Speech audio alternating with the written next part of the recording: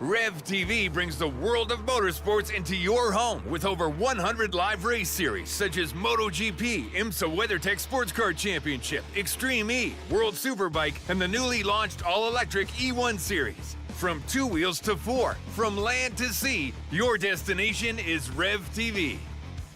At Pinnacle Wraps, we proudly offer top-tier liveries that showcase your unique style on the racetrack. Elevate your iRacing experience today with a stunning custom design that truly represents who you are and your passion for racing.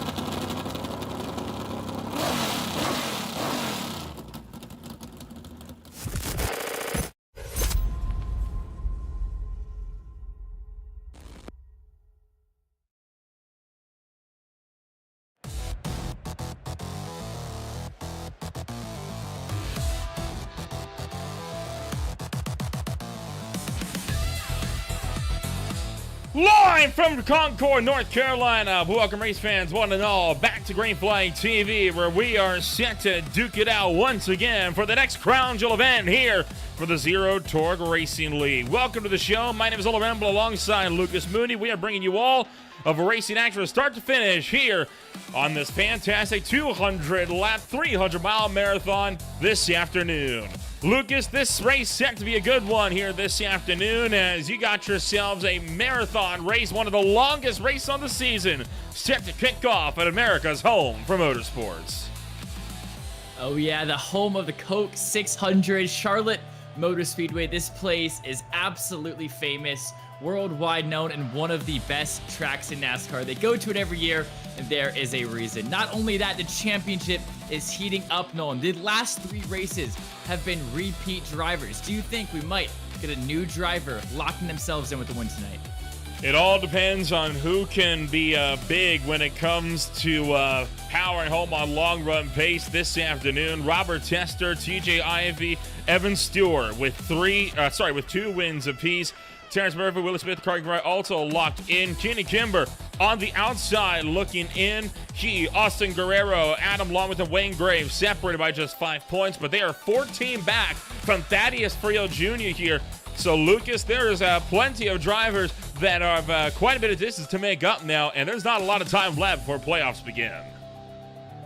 Yeah, including this race, there are only 3 races left until the round of 16. Of course, here tonight, Charlotte, Watkins Glen next week, and then Talladega will be the last race of the regular season. And of course, Iowa, Nashville, Pocono is your round of 16, and then Daytona and Texas will start out your round of 12. So plenty of exciting races coming on up. Of course, only 1 race to go in the 2025 calendar year before we kick things off in January, and that is going to be at Watkins Glen International, the first road course race of the season from upstate New York, coming up next week. So a lot of racing yet to be decided here this afternoon, with several drivers trying to lock themselves into the show here this afternoon. And, well, this race set to be an exciting doozy here this afternoon. 200 laps. It's going to make for quite a long race. And you saw the stage lengths, right? 50 and 100. Those are the stage breaks today, and then it's a straight 100-lap shot to the end of the race. This 300-mile run, it could go by quickly, but that's only if we get some green flag running in, which has been a bit of a struggle in the last few weeks. Yeah, and with that wind gusting at 15 miles an hour, it is not going to be an easy day for these drivers on this track at all. That is a lot of wind they have to lock in, focus on, and make sure it doesn't get them loose out of the corners. The other thing, you talk about the stages, 50, 100. Each stage is going to be 50 laps besides that stage 3, which is 100. I'm estimating these drivers only have enough fuel to get them 30 to 40 laps. So I definitely think if there's no cautions in that first stage, we're going to see some green flag pit stops. Quite a few drivers making their way out onto the racetrack. There is Jamie Lee Dunning currently trying to power his lap through this time by, and making his way off to the start finish line for his one and only qualifying lap, and he is going to fire in a heater and a 29.704, and that is not going to be good enough to get him on the boards, as his lap looking like it may have been invalidated. Justin Day just making his way out to the racetrack, but he is not going to have time here. Looks to get in that lap with only 25 seconds left on the clock.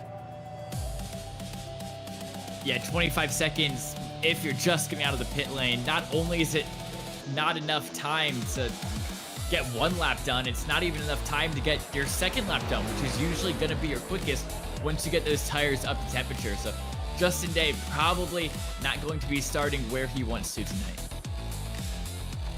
Well, of course, that would be if they had a second lap, but with only one, it makes the qualifying that much more critical. And, well, we are set to take a rundown of your starting grid here this afternoon, as the pack is going to make their way down the pit road, and they will line up like this here from Charlotte Motor Speedway.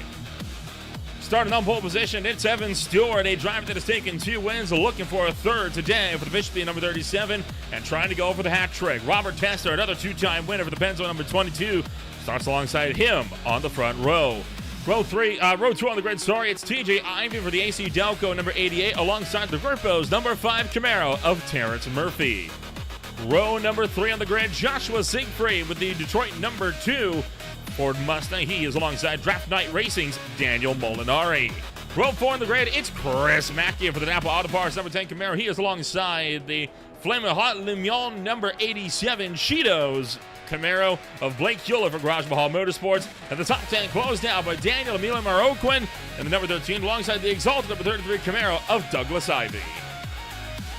Then starting tonight's race in 11th, it's at 85 Pennzoil of Dave Shively alongside that Muck-Off 45 of Jonathan Dominix. Then in 13th position, it's that number 12 Coca-Cola machine of Adam Hogland alongside that 33 of Ted Gambo. Then in 15th position, it's going to be the 51 of Steve Blevins alongside that 91 of Ron Milan. Then just behind them in 17th and 18th positions, the 707 of Chris Gaxel and the 07 of Wayne Graves. And then rounding out your top 20, it's the 28 of Brian Matthews alongside that Scott 54 of Jamie Lee Dunning. Brian Matthews scored as the 91 here this afternoon, and of course he was the last car to put down the qualifying lap today as well. Akari King Wright also in a mismatch number here this afternoon. The number 1 will be starting in 21st, although scored as the 10. Stephen Linger, the 65, will start in 22nd. 23rd to 24th for row 12, it's Justin Day alongside Jamin Bernhardt, and they rounded out the top 10, or the back of the field today. It's Frank Chavez in number 82. So the field getting set to make their way down and around towards the start-finish line, this time by Lucas. You're mentioning the potential here on trying to go for a new winner, but with Evan Stewart, a back-to-back winner on pole position here, could be a tough order. Yeah, of course, the highest 2 drivers starting off this race that have not yet won a race is, of course, that 2 of Joshua Siegfried and Daniel Molinari. So look out for those 2. They're going to be the ones hard charging, really pushing their car to the limit to try and lock themselves into that top 16. And, you know, they don't then have to fight for points and scrap their way through these last couple races here. Akari King Wright, by the way, will be starting his race from pit road here this afternoon. So a tough outing then for the likes of him, as he's going to be down and into the box. And we will, of course, have ourselves with 1 extra lap before we go to green flag race. And some drivers were a little bit delayed in getting off of the grid here this afternoon. Of course, the top 3 points being faded away towards the tail end of the field here to allow things to reset. And 1 lap to green here this afternoon. Now, the big story so far in this series is how much of a struggle there's been for drivers to try and get some green flag run. And we had some pretty good green flag runs, though, at Bristol Motor Speedway 1 week ago. And if we can get it done there, we can surely get it done here as well. Yeah, Bristol is a track known for being really caution-filled because of the walls, because of the aggression that Bristol really fills you up with. And Charlotte, it's an intermediate track. It's open, it's more open, it's wider, but it's also one of those tracks that really gets drivers going. And with the speeds you're able to, oh, and Marquin's around 13 is up into the wall. You're kidding me. Well, we talk about wanting to start this race off with some green flag running, and that is not at all what we plan to have happen. It's, I don't know the way to put it, right? It's the big one in the middle of the pace laps here at the Charlotte Motor Speedway, and this is what happened. Douglas Ivey just cleaned him out. You have to wonder if maybe the 33 car had a technical problem. Maybe couldn't see where he was and had no idea that he was taking out the drivers underneath him. But, I mean, I don't know what to make of that. And it collects a good couple of them, so that, I think, is going to delay the start by even more. And now several drivers have significant damage. I mean, I hope this isn't a bad omen to start off this race. But with that, I'll definitely say it's not looking good for this green flag run-in we were hoping to get. Because, you know, it's green flag TV. You know, it's in the name. We want to get some green flag running for you guys here tonight. And the worst part about the accident is that it happened in the highest banking part of the track. So Moroccan, that number 13 car, just rolled right back down into traffic because there's so much banking going on there. That was the look on board with Douglas Ivey. I mean, he has retaken his form and he never blinked out, so either he had a technical failure or he just wasn't paying attention. Now, the one advantage to this here, Lucas, is that we technically have not started the race yet, so we have not gotten ourselves a caution yet. This is still a caution-free race. That's true. I forget, do they do it like F1? Does this count now as lap 3? No, it does not. This is still lap 0. Okay. That's really interesting. I did not know that. Okay. So yeah, lap 1 coming up here now. And it's gonna be a good one. I'm gonna re-put my confidence in the drivers. We got Evan Stewart starting on pole alongside Terrence Murphy. 2 really good drivers, and now here we go. Finally coming out of turn numbers 3 and 4, and we'll get this show on the road. Green flag is in the air. It's go, go, go, and America's home for motorsports.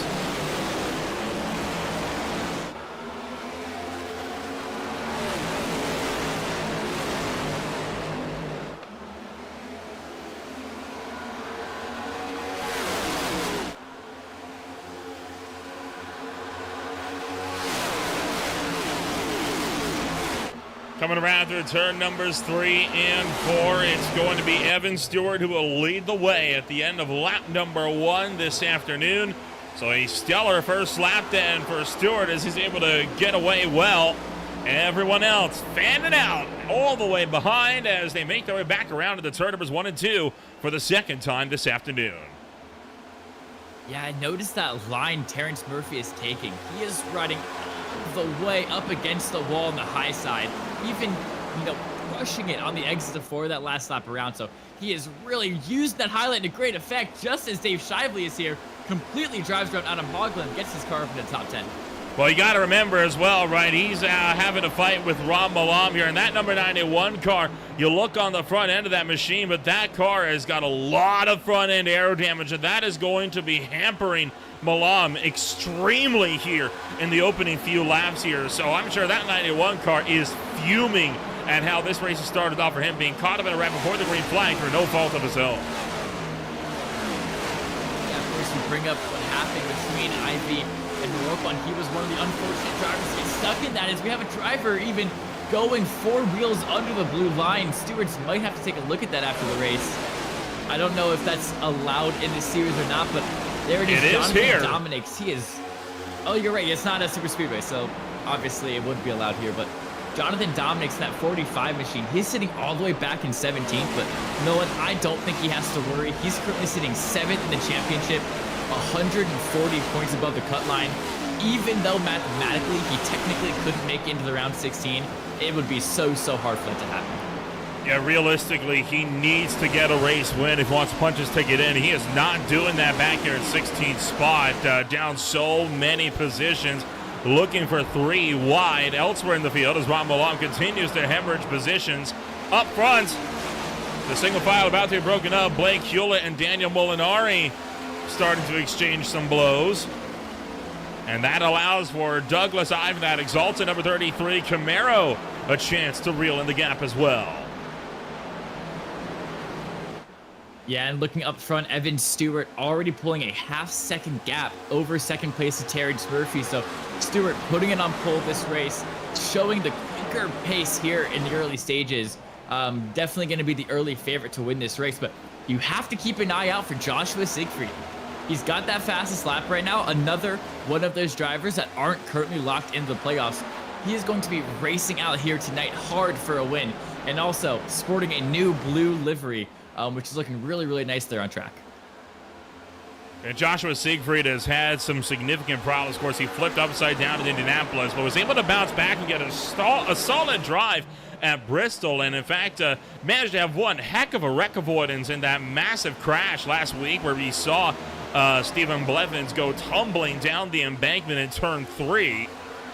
For now, Siegfried down to the inside of Terrence Murphy, trying to make this move happen. Murphy maintaining his run all the way up on the outside line of the racetrack.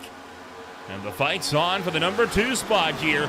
Murphy's able to clear down for second, but Siegfried forces the issue. He's going to get the nose in and try to power through out of turn 4. I like what Siegfried's doing here, and you guys at home that also drive Charlotte can take notes.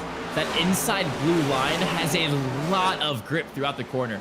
So you can see that 2-car, he's putting his left side tires on that blue line to not only get him a shorter line around the track, but it also provides a lot of grip that you usually don't see out of painted lines like that.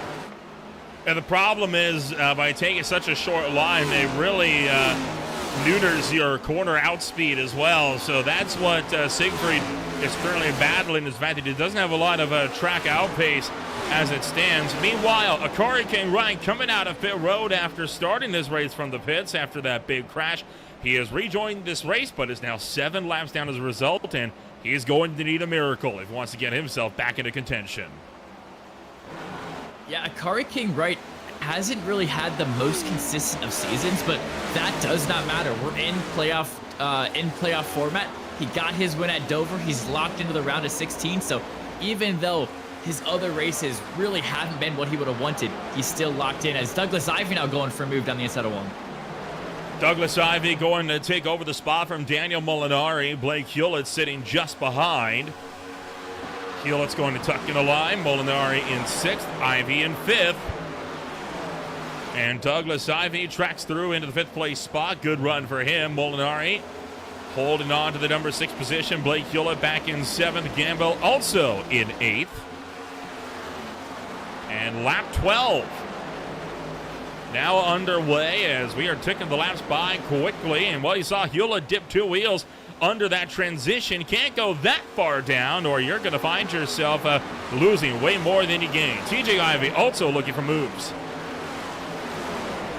Yeah, TJ Ivey, the 88, looking for that inside line, and Jonathan Dominics, but Dominics actually, he's going to go around the outside of the car ahead of him. Now they're 3 wide, heading through the quad oval, and I can't tell you who that is. At the 51, Stephen Blevins just gets left in the dust by 2 of your guys who are, in this top 10 championship standings. Yeah, you can't really work that middle lane. There's not a lot of pace underneath there. Jamie Lee Dunning catches the wall out of turn 4, but Blevins again found himself upside down 1 week ago at Bristol and is trying to bounce back from that huge tumble that he took. And, well, he is mired right now back in 15th place. Hasn't lost any, but he is sure not on the upslide either in this race. So he is going to be hoping for more as tonight goes along as well. TJ Ivey, meanwhile, round the outside of Jonathan Dominics. And, man, Ivey and Tester have found something on that outside line. They are cruising.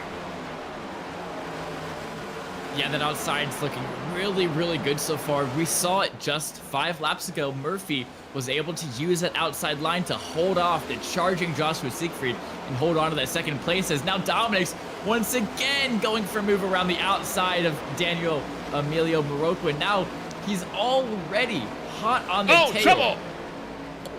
And Daniel Marroquin getting a bit of a hip check back there. He slides the back end down, but he's able to recover it. A great save for Marroquin.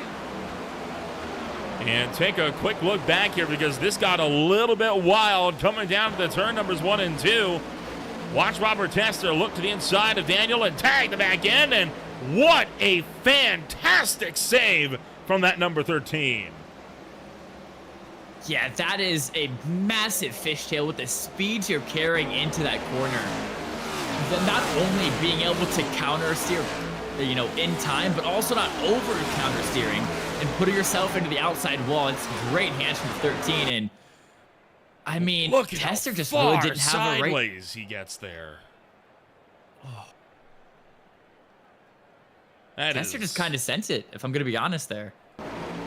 Elbows out early on. An incredible recovery, though, for Emilio Marroquin there. TJ Ivey, meanwhile, going to clear up from Brian Matthews and punch his ticket into a top 10, into the last point scoring position here in stage 1. Jonathan Dominic's trying to follow suit. Brian Matthews, not a lot of pace right now, and that 28 Bass Pro Shops machine caught out on the outside line and struggling to hold on. Meanwhile, Chris Mackey's Napa Auto Parts number 10 Camaro making tracks as he tries to run down Joshua Siegfried.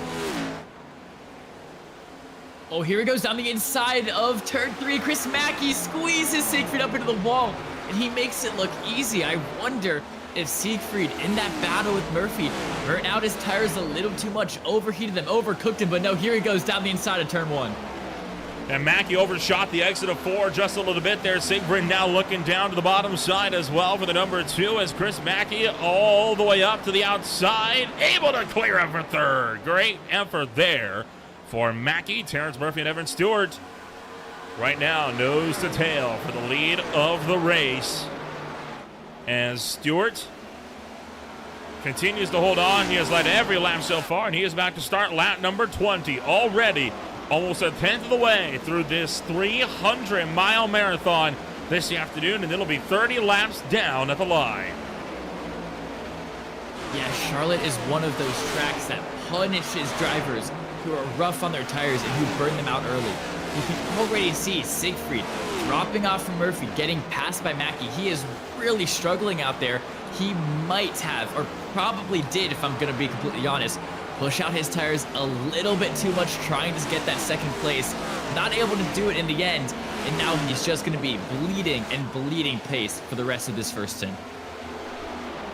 Taking a jump back to 15th, where Jamie Lee Dunning just exchanged hands with Stephen Blevins, made the pass for the 15th place spot. Daniel Marroquin, meanwhile, after that wild slide, just lost a spot back to Justin Day. I think Marroquin's tires have kind of been smoked a little bit. So we see him now just struggling to retain pace here as the 69 car of Justin Day holds pace a little ways up the road. Chris Gaxel in front as well, making tracks. And meanwhile, Adam Hoagland, TJ Ivey fighting this one out to the inside. Goes Hoagland, Ivey covers him off. Yeah, and Dominic's now looking for the high line as well, but I believe this is Evan Stewart now gets passed by Terrence Murphy. We have a new race leader. Yeah, Terrence Murphy making the drive for the race lead here. Good pace for Murphy to make this move happen, and take a look back. It happened coming into turn numbers 3 and 4. Murphy was able to just size him up with a big head of steam coming down the straightaway. And actually, Evan Stewart clipped the wall in turn 2. That's what allowed for Terrence Murphy to fight his way through. All right, well, the Cincinnati native himself up into that lead spot. Evan Stewart, though, still hot on his trail, less than 0.2 of a second behind. So I wouldn't be surprised that battle heats up relatively shortly. And it actually just might heat up now as Chris Mackey also 0.4 behind. It might be a 3-way battle for first now here at Charlotte. There goes Chris Mackey to the inside. Once again, Evan Stewart had to lift to avoid running into the outside wall at turn 2. Mackey trying to take advantage, but Evan Stewart has got the pace up on the outside line. He's able to pull clear for the number 2 spot, and now reels the gap to the race leaders back down to just 1/4 of a second as they make their way down to the turn numbers 1 and 2.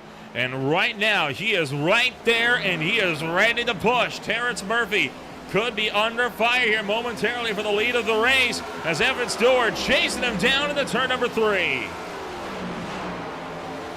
Yeah, once again, Murphy, he's liking that high line. He's able to get a better run off the exit and doesn't really have to worry about defending that inside lane if he's comfortable enough with that high line. If he knows how to drive it well, gets close enough to the wall, and can really hold off Stewart. But here we go, first pit stop of the night.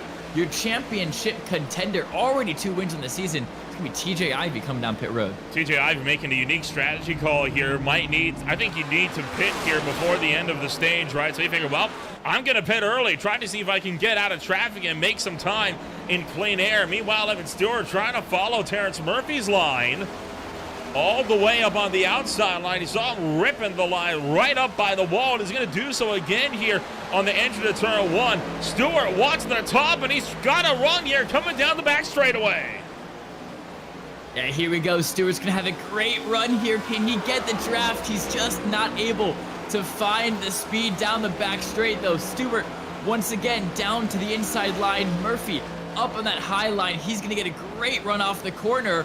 And Stewart nearly able to find that left rear quarter panel of Murphy, but just not able to do it. And yeah, you mentioned TJ Ivey coming down at lap 25 makes a lot of sense. If you're not able to make it the entire 50 laps, why not just pit at 25, cut the stint in half, and make sure your tires are always as fresh as they possibly can be.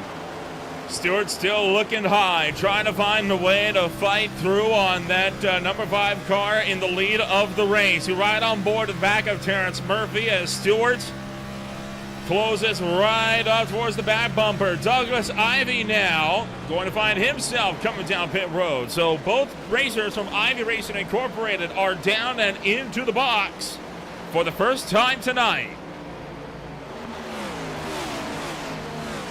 Oh, and here we go, another battle heating up. That's Jamie Lee Dunning. He's having to fend off 2 cars behind while he's himself trying to pass Brian Matthews for 10th place. So we have a 4-way battle for this last top 10 position, but Matthews in that 28 machine doing a great job of holding off these hard-charging drivers behind. Jamin Bernhardt, the next driver to come on down to the number 14. So Bernhardt is in this time by. Brian Matthews and Jamie Lee Dunning are exchanging blows. There is Robert Tester trying to go around the outside of Blake Hewlett, and Evan Stewart coming down pit road. So that confirms that no one can make it to the end of the stage, and they are pitting now. Okay, so Evan Stewart, it's a lap before Terrence Murphy. He's going for the undercut. Can she use this 1 extra lap advantage of fresher tires to get the race lead back? And problems for Frank Chavez, and the driver of the number 23 going to be caught for speeding on the way into pit road. Tough break for Chavez, who is going to be down out of this one. Terrence Murphy and Chris Mackey, the next 2 into the lane. All right, this is what it's all going to come down to. That 1 mistake Evan Stewart made that let Murphy around. Is he able to nullify that by getting the undercut pulled off from number 5? And did Murphy miss his box? Yes, he did. He overshot by a few inches. That could be very, very costly here for Terrence Murphy. Could get the lead back to Evan Stewart. He's not the only one. Danny Molinari overshoots. Chris Mackey going to try to pounce on pit exit. But so far, Terrence Murphy able to hold on to the top spot for the time being. But where is Evan Stewart? There he is, coming into turn numbers 1 and 2 this time by. Can he beat the net top 2 out of pit road? The answer is going to be side by side with them, and he's got him. Evan Stewart back to the net race lead. And you can see just how much the smallest of margins matter in pit stops here in racing. If he didn't make that mistake, who knows? He could have been side by side through 3 and 4 and be able to fight Stewart for the race lead.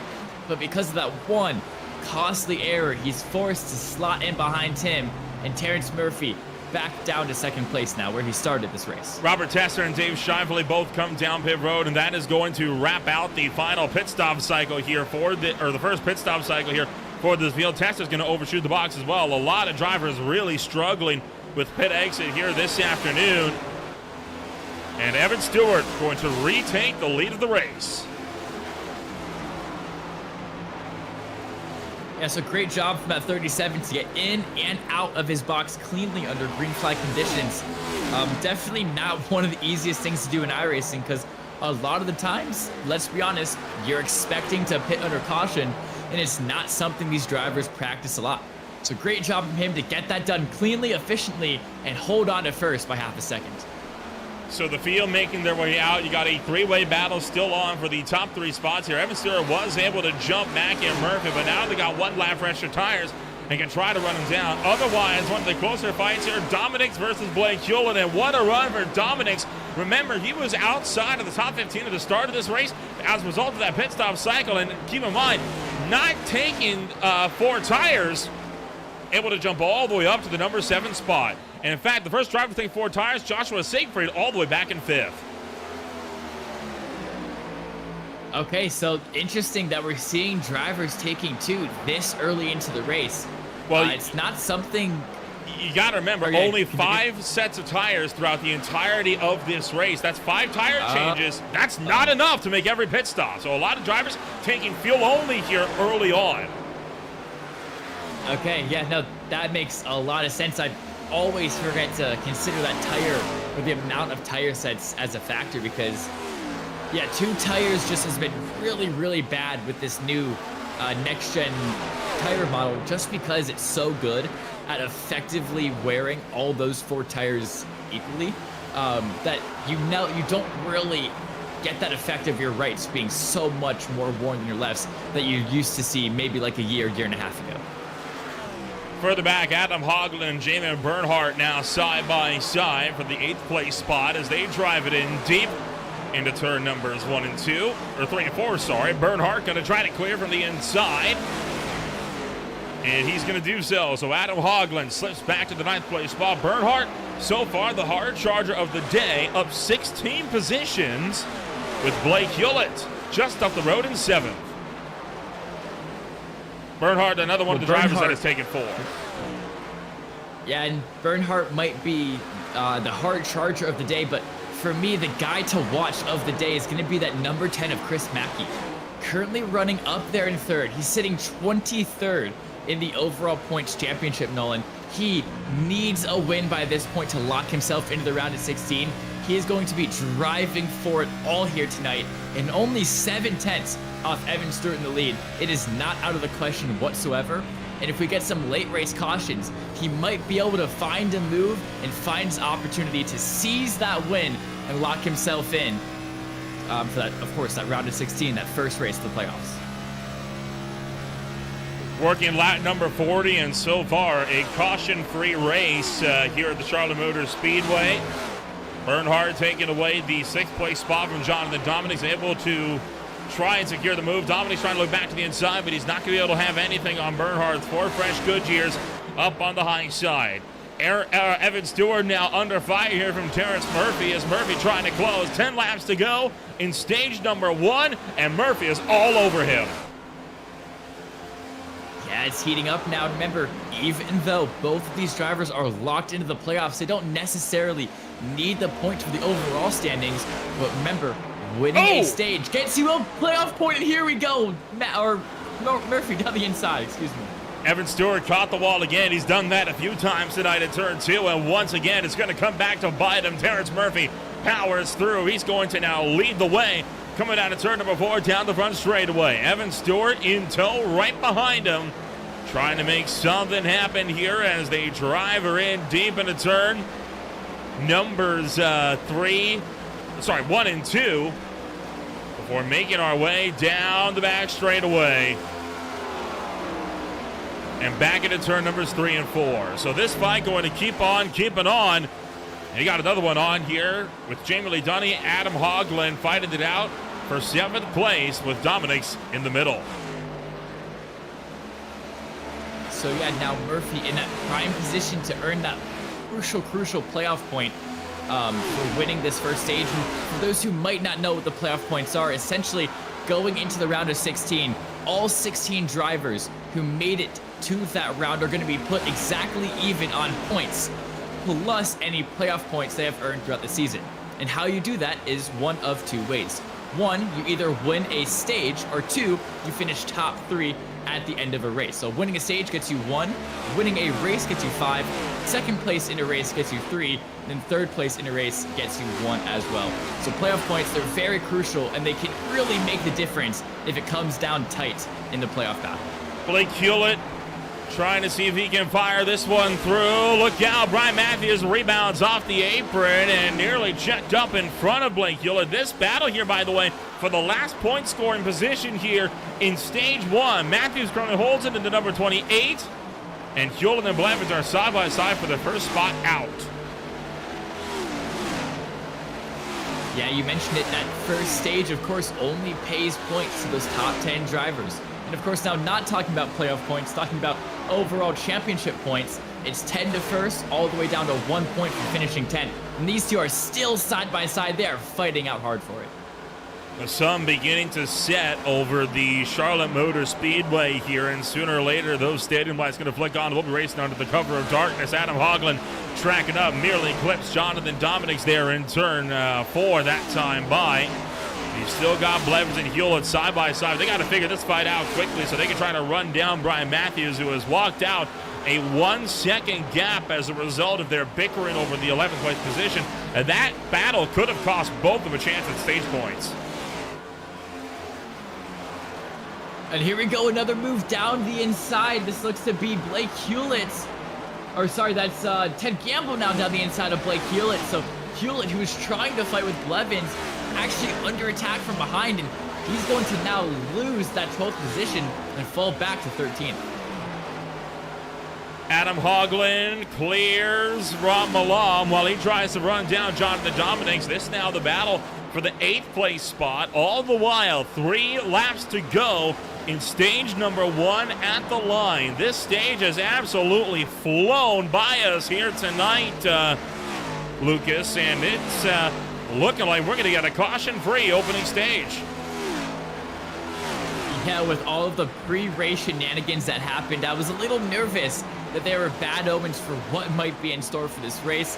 I am so glad to see those drivers put that behind them. They locked in. They gave us a great first 50-lap stage. Great battles all the way up and down the field. Of course, the tire strategy, the pit strategy as well between Murphy and Stewart. That was all the result of these drivers keeping it clean and keeping it caution-free. Well, who knows? Maybe they got all of the gremlins out of their systems early on before this race even got underway. Wouldn't that be a treat for us here this afternoon? 4th place fight is on between Chris Mackey and Joshua Siegfried, and they're going to be taking 1 to go at the line. Yeah, Siegfried now down the inside of Mackey. He does get that move done, so unfortunately, Mackey, since I talked about him, has dropped from 3rd down to 5th place, so hoping for a late race comeback for him, because I love to see these underdog drivers making their way into the playoffs with a good, well-fought-for win at a random track, just a one-off win, but they lock themselves in, they give them that confidence they need for the playoffs. Coming around turn numbers 3 and 4, it's going to be Terrence Murphy who will be leading the way here at the end of stage number 1. Stewart comes on 2nd, Ivy in 3rd, Siegfried 4th, and it's Mackey, Bernhardt, and then Dunning, Dominic, Hoagland, and Matthews. They will finish as they run to close out stage number 1 here this afternoon.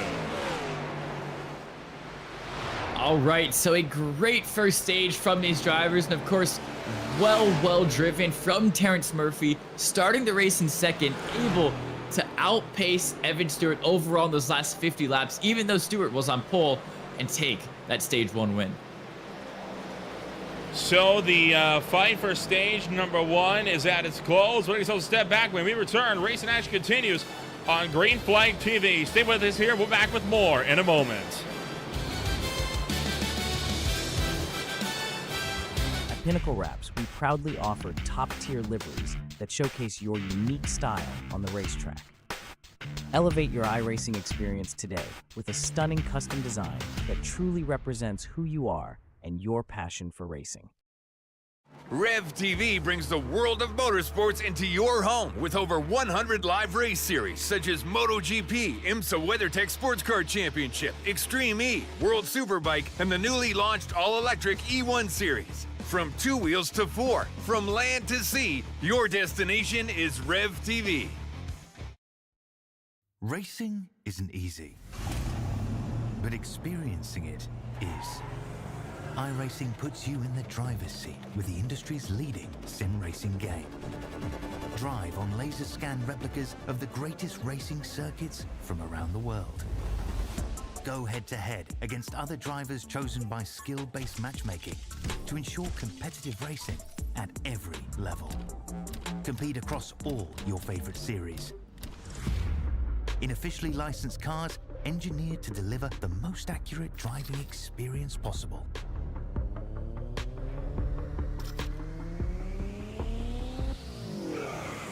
Join a race or host your own with players from across the globe. Race against the computer or in a league with friends. Feel the thrill behind the wheel. Visit iRacing.com.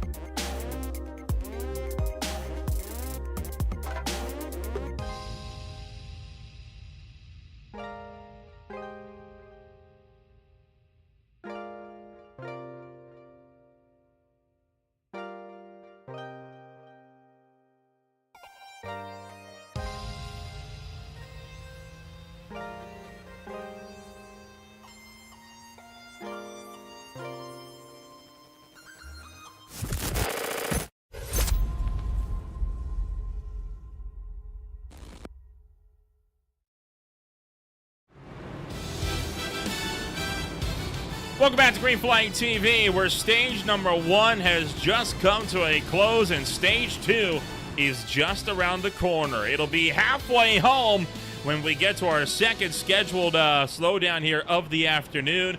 And some developments here, Lucas. Underneath that latest caution flag, Daniel Emilio Marroquin did not come down pit road. Okay, so already we're seeing a split strategy from these drivers. I think Marroquin, he might have pit, right before that stage actually finished. So he's on a completely different strategy from all of these guys. And, sometimes you just got to change things up and hope for the win. Hope luck comes your way, essentially is what I'm trying to say. And the 13 car, he's doing that here tonight.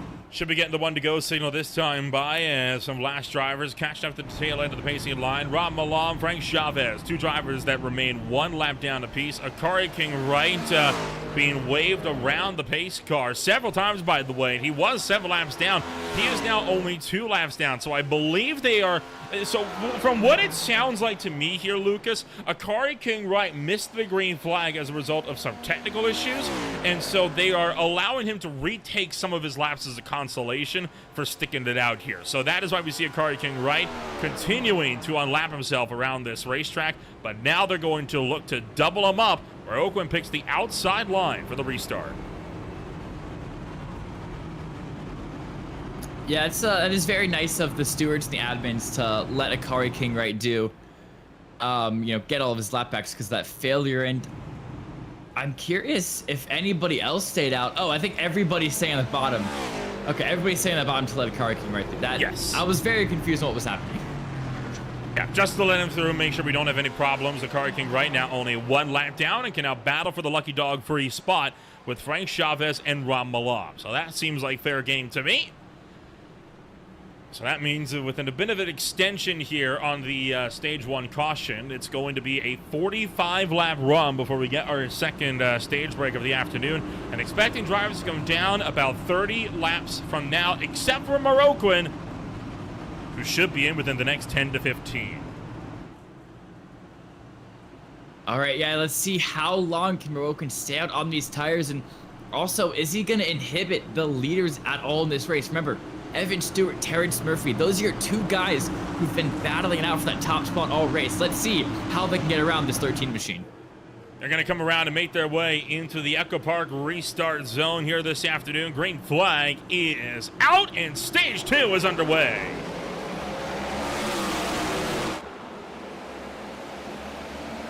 Oh, not the best of starts for the 13 and also the 14. Both Bernhardt and Moroccan really not getting off the line well. Stewart already getting down the inside of Bernhardt, and oh, we're so close on the exit of 2. Evan Stewart trying to find a way through. Moroccan, though, really blocking here, making that car as wide as a box truck on the interstate as Moroccan channeling that move, gonna hold the inside, 3 wide. They're gonna have to split him here. Stewart clears for the lead. He jumps down to the inside. TJ Ivey gonna follow through to the inside, and boy, Moroccan is playing dangerous up here in the front.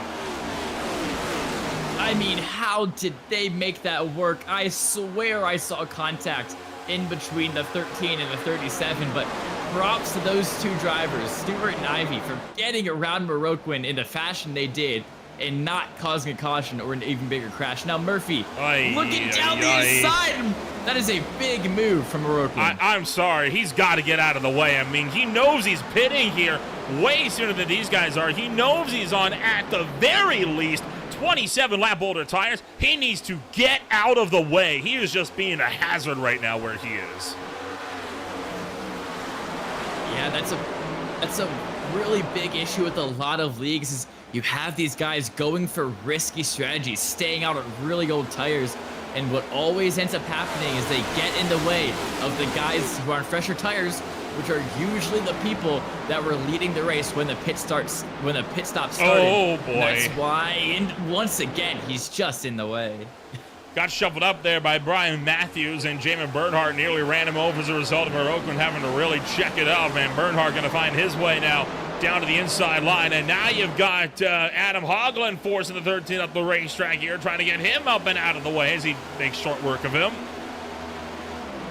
All the while, single file from first on back, and a lot of the side-by-side is from the back of the field here that's being checked up. Yes, that's Blake Shively, I believe, getting around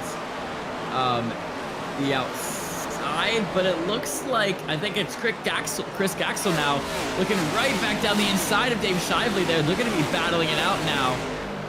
I believe that's for 17th and 18th, it would be, but on this occasion, Shively able to get that move done, and now he's going to set his sights onto that 16th position of Ted Gamble. Maybe he can start making up some place here. It's now Siegfried looking down the inside, and we're up into the wall. And Brian Matthews catches the wall as Siegfried chased him up the hill in turn 2. Just in front of Morocco and Jamin Bernhardt and Douglas. I'm trying to fight this one out. Morocco wants to throw his hat back into the ring, trying to fire back to the inside. And already we are under 40 laps to go in stage number 2. I mean, this race has been great so far. We've already had multiple 3-wide battles, great strategy battles as well, and even some great battles for the lead. So we'll see what Terrence Murphy can find here in this second stint.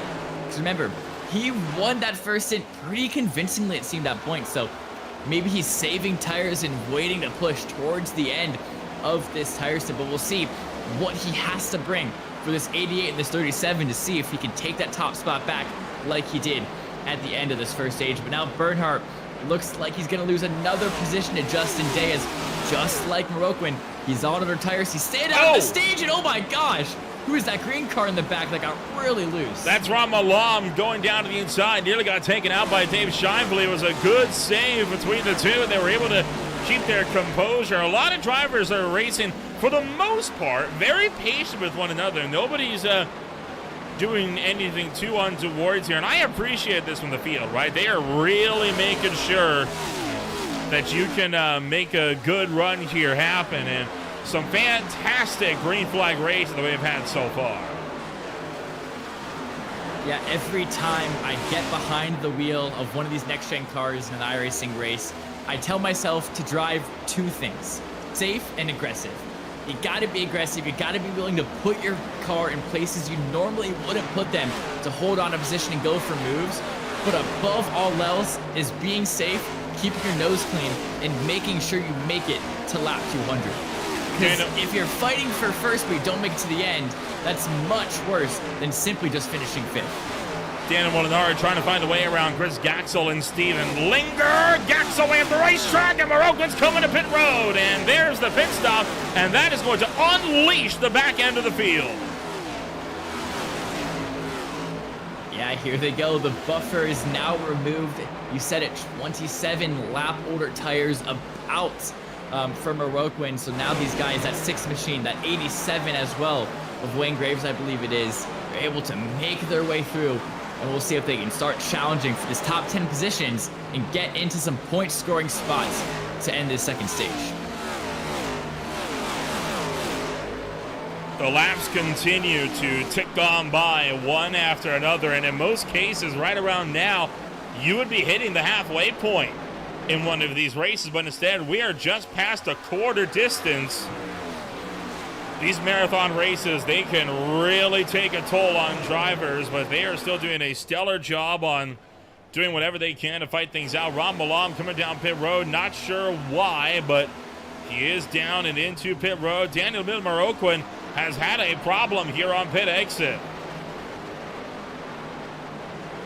Yeah, he is going really slow. I'm curious if he maybe collided with the wall or... Oh, whoopsie daisy.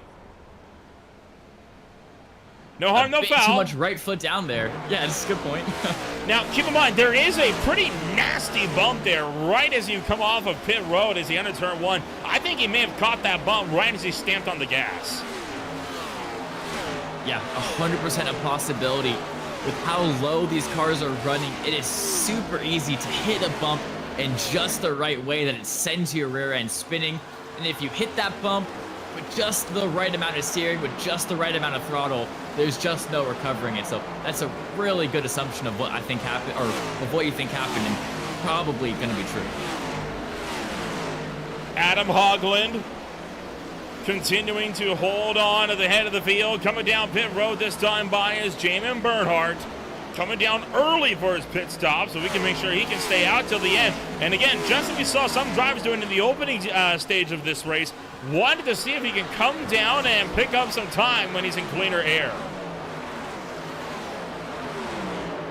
Yeah, and also Bernhardt, I believe, was another one of those drivers like Moroccan that stayed out at that last caution.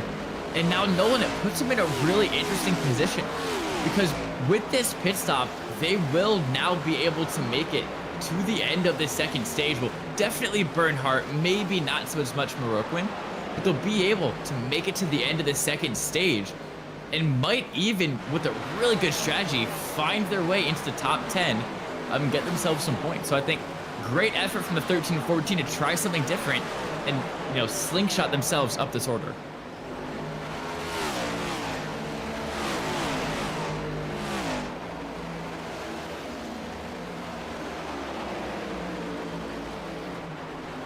Side by side between Douglas Ivey and Adam Hogland here, as they continue to shift things around here as the pack makes this one happen. Adam Hogland to the inside of Brian Matthews, and the fight for ninth is very much on here. Right behind them, Blake Hilton and Chris Gaxel also side by side for 14th. Yeah, down the front straight they come. Gaxel on the outside, of course. Heel it down the inside. He goes at 87. Bright orange machine. Can he get clear of that gray 707? Not quite on that occasion. They're going to stay side by side down through turn 3. And if you remember, back to the battle between Terrence Murphy and Chris Mackey, it was. They can stay side by side like this for a long time. without anything ever changing.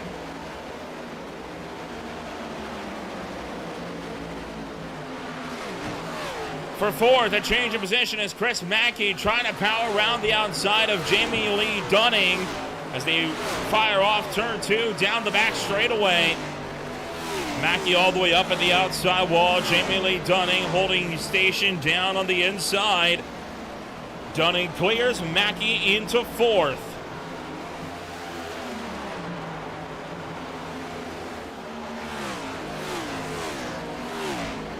Dunning continuing to maintain that gap down on the inside line, though not wanting to risk losing the hard charger award tonight. Right now up 15, trying to make it 16. He's back to the inside of Chris Mackey as they enter turn 3. Can't clear though out of 4. Mackey's got too much pace up high. Yeah, through the quad over they go. We have more pit stops. That's Jonathan Dominick's now coming down once again. He's going to split that stage in half, get off those old tires as quick as he possibly can, and put on some new rubber if that's his plan, because like we said earlier, these drivers only have 5 sets of tires for the entirety of the race. You do not want to use those up early in case of a late race caution as well. Douglas Ivey going to be the 33 that makes his way down pit road as well.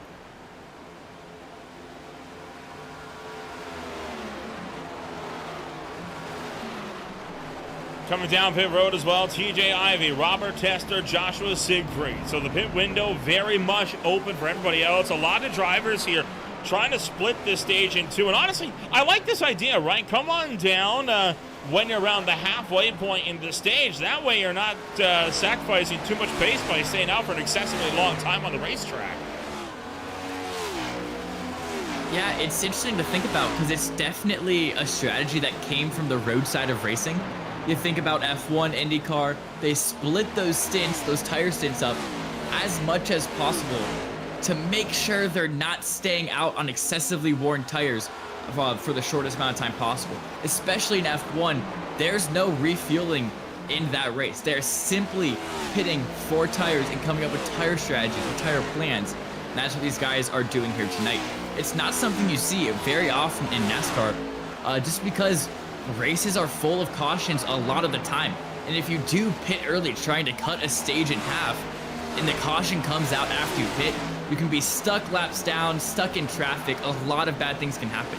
But because these drivers are able to keep it really clean tonight, give some good green flag racing, it is on the table now, this tire strategy that you usually don't see.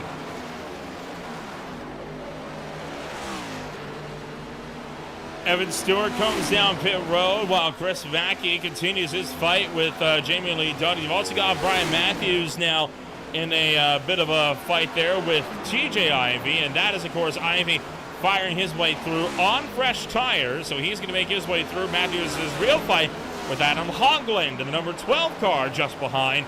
20 laps to go in stage 2, this time by.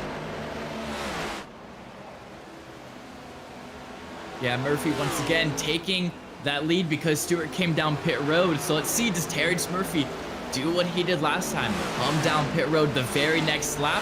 Or does he wait a little bit longer? Maybe a caution comes out and you're able to get a lucky safety car and trap your rival, of course, being Evan Stewart, a lap down and able to keep the lead that way. As now here is Dave Shively looking for maybe the move on Daniel Molinari. This is for 11. So if Shively's able to get past Molinari and then past Gaxel for 10th, he could secure himself a championship point, which would be crucial for the playoff pictures. But now Jamie Lee Dunning, the hard charger of the day, coming down pit road. Yes, sir. Jamie Lee Dunning is into the box as Gaxel, Molinari, Shively going to keep up the fight. Matthews, Hogland, and Blevins, meanwhile, are also sitting just a little bit behind in the wings and continuing to show some halfway decent pace amongst themselves. Brian Matthews runs back in 3rd, Hogland 4th, Blevins holds on to 5th, and there is Dunning fresh out of pit road. Yeah, let's see where he comes out. It's going to be tight on the exit here. That's Jonathan Dominick's just passing by, who's already come down pit late. The 45 will get around the 54. So So he's going to slot into 17th position there, right behind Dominic's, but as well ahead of Robert Tester. And while this race is kind of slowed down a little bit, right before it ramps up at the end of the second stage, we can kind of take a look at this playoff picture, at least what I'm seeing. There's a lot of drivers in this top 20 that actually haven't showed up to this race. Thaddeus Field Jr., Keenan Kimber, Austin Guerrero, currently running 16th, 17th, and 18th in your playoff standings, are not here in this race. So not only does that give the guys ahead a lot of breathing room to kind of mess up this race and not be punished for it, but also the guys behind, like Samuel Longworth, Wayne Graves, the guys who did show up for this race, it gives them the opportunity to leapfrog those guys and maybe even find themselves into this top 16 after this race. And problems for David Chevalier here, as he has been caught for speeding on the way in. So the Pennzoil number 85 Mustang going to be held for an extensive time now in the pits as a result. Huge tough break for him. Stephen Blevins trying to go out the outside of the Hogman. He will do so, as here come the rest of the leaders now coming down pit road. Okay, once again, it's gonna be a race. The 5 versus 37. Who nailed the pit stop better? Who nailed the tire strategy better? Let's see, does Murphy mess it up this time? He does not, so good job from him. But now it's about getting that pit exit good, and making sure you don't loop it like the 13 did.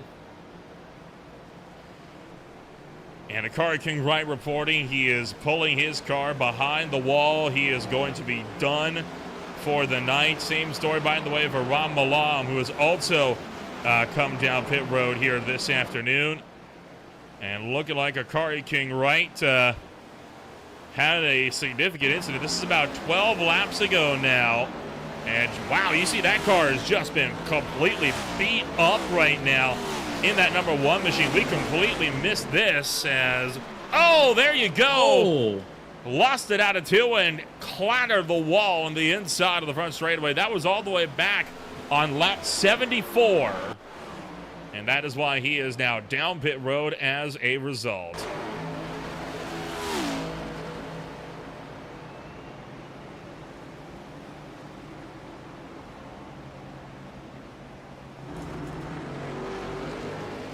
Blake Hewlett making his way into the box. Ted Gamble up front. The lone driver that is yet to stop. And just as you say that, funnily enough, he's going to be coming down pit lane, and that will once again give the lead to Evan Stewart. And that battle of pit exit, Murphy versus Stewart. Murphy actually comes out in 4th behind TJ Ivey, behind Jamie Lee Dunning. So he's lost a lot of time because it looks like he got undercut by the 54 and a couple of those other guys ahead of him. So Evan Stewart again going to retake the lead of the race.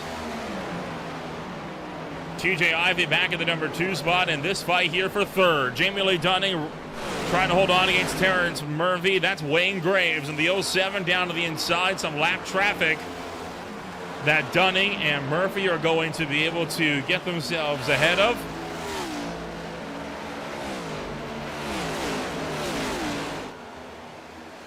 So Mackey and Dominics keep fighting this one out here. Brian Matthews and Stephen Blevins also exchanging blows, and these spots are for the last stage points up for grabs here in about 11 laps time. Yeah, of course, that's Blevins, Hogland. Those two are fighting it out there, as also Brian Matthews as well. So it's going to be once again that battle between 9th and 12th. I feel like I brought up that battle at around lap 10, so it's crazy to see how those cars are still fighting out for the exact same positions, 80 laps or later. And here we go, the move around the outside. It's almost good. Yeah, he's actually going to clear himself into one. That's a great move there from Stephen Blevins. Terrence Murphy, meanwhile, around the outside of Jamie Lee Dunning, and Dunning down to the inside. Murphy all the way up on the outside, trying to make something happen here as Murphy is able to clear Jamie Lee Dunning. Back and forth, still gets his run down on the inside line, and Murphy retains the 3rd place spot. 9 to go in stage 1, and Evan Stewart, catches the wall, and he is losing ground to TJ Ivey. Yeah, here we go. Evan Stewart. Remember, he was leading a lot of that first stint, but he just to Terrence Murphy at the end of it. So we're hoping for Stewart's sake that the same thing doesn't happen. Hoping he can maintain that pace he's had the entire stint and not have that big fall off like he did in that previous one. But as you can see, those lap times, TJ Ivey slowly catching about a 10th each lap. But once you get into that dirty air, passing becomes much harder and gaining becomes even harder as well. And right now, TJ Ivey trying to see if he's got an answer for Evan Stewart up at the head of the field here. Stewart, remember, has already walked out of here as the Stage 1 winner, and Ivey would love to be the disruptor here in this one. Closes in another 10th of a second that time by. So Evan Stewart by no means safe with the lead of this race, as they'll be taking 6 to go this time. And once again, great job from Chris Mackey staying in that 5th position.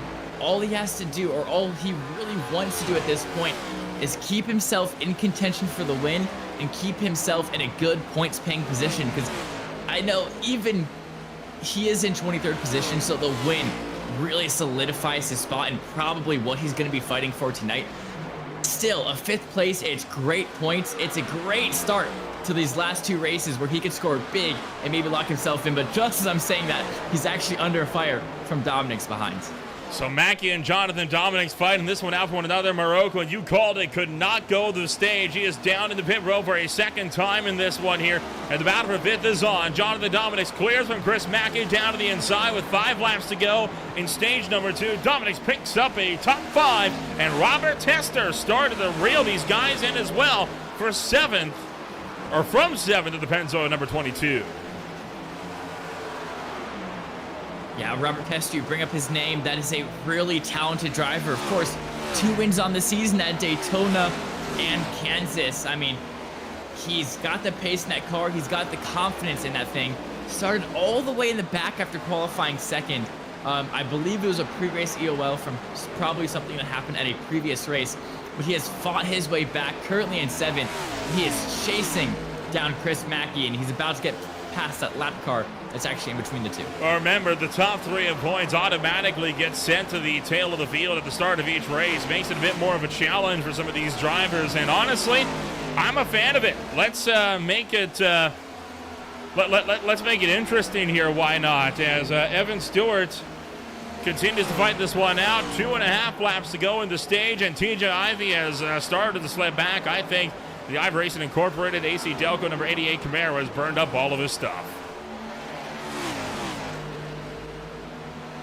Yeah, he might just be about out of fuel, out of rubber, out of pace, whatever the saying may be. In lap 98, Evan Stewart now starting the 99th lap, 2 laps away from winning the 2nd stage, getting himself that crucial playoff point, and also starting this final stage from the point. Could be the key to victory here at Charlotte and getting himself not the 2nd, but his 3rd race of the season only.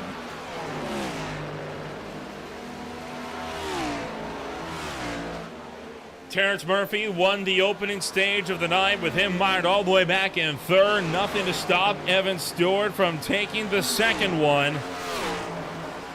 And it'll be halfway home this time by at the line. Stewart's going to fire his way off the top side of turn numbers 3 and 4. The driver that started this race from pole position is going to come out of turn number 4 this time by. And stage number 2 will be firmly in the hands of Evan Stewart. TJ Ivey 2nd, Terrence Murphy 3rd, Jamie Ludunian 4th, then it's Dominic's, Tester, Mackey, Siegfried, Blevins, and Brian Matthews to come across the start-finish line. And just like that, we have successfully completed 2 caution-free stages and 100 laps of good, hard green flag racing, where what matters is how you battle and how you strategize your race, and not how you're able to attack on as soon as that pace car comes in and right at the end of those cautions. So great to see from these drivers. They really put in the work over this last week to practice this car around this track, make sure they're not making dumb mistakes and keeping it clean and keeping each other's noses off of each other. So far, no cautions for incidents. We are halfway home this time by. We'll take ourselves a step back and return with more in a moment on Greenplay TV.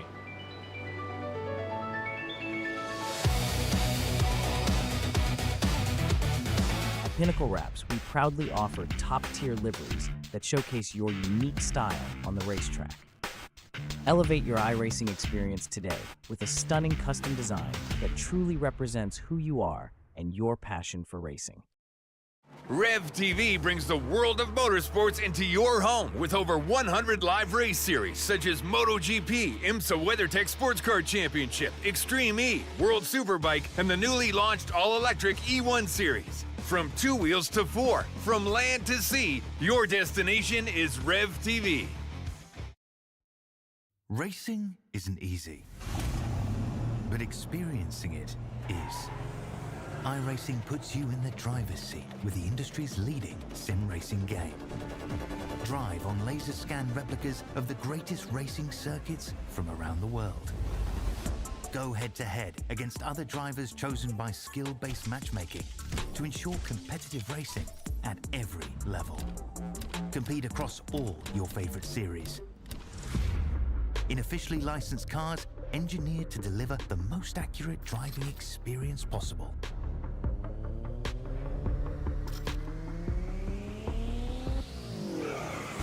Join a race or host your own with players from across the globe.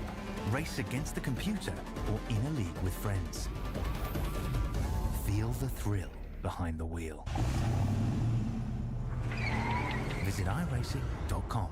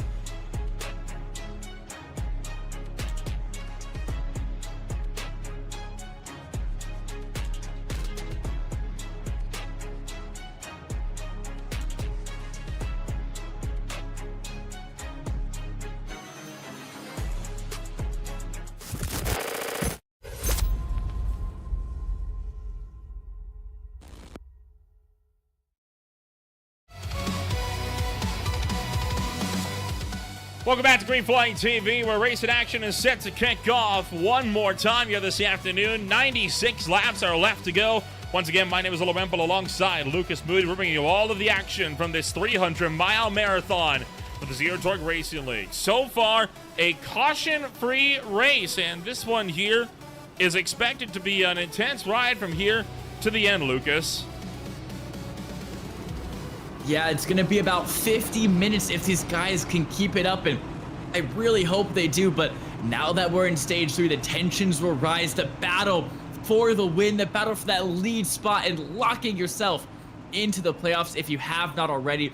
It's all going to heat up. It's all going to intensify. So even though I would love to see it, there's going to be some bashing. There's going to be some banging, because now it's crunch time, and it's going to be who can come out on top of this stage that wins it all. Coming off of turn numbers 3 and 4 into the Echo Park Restart Zone. Green flag is back in the air for stage number 3.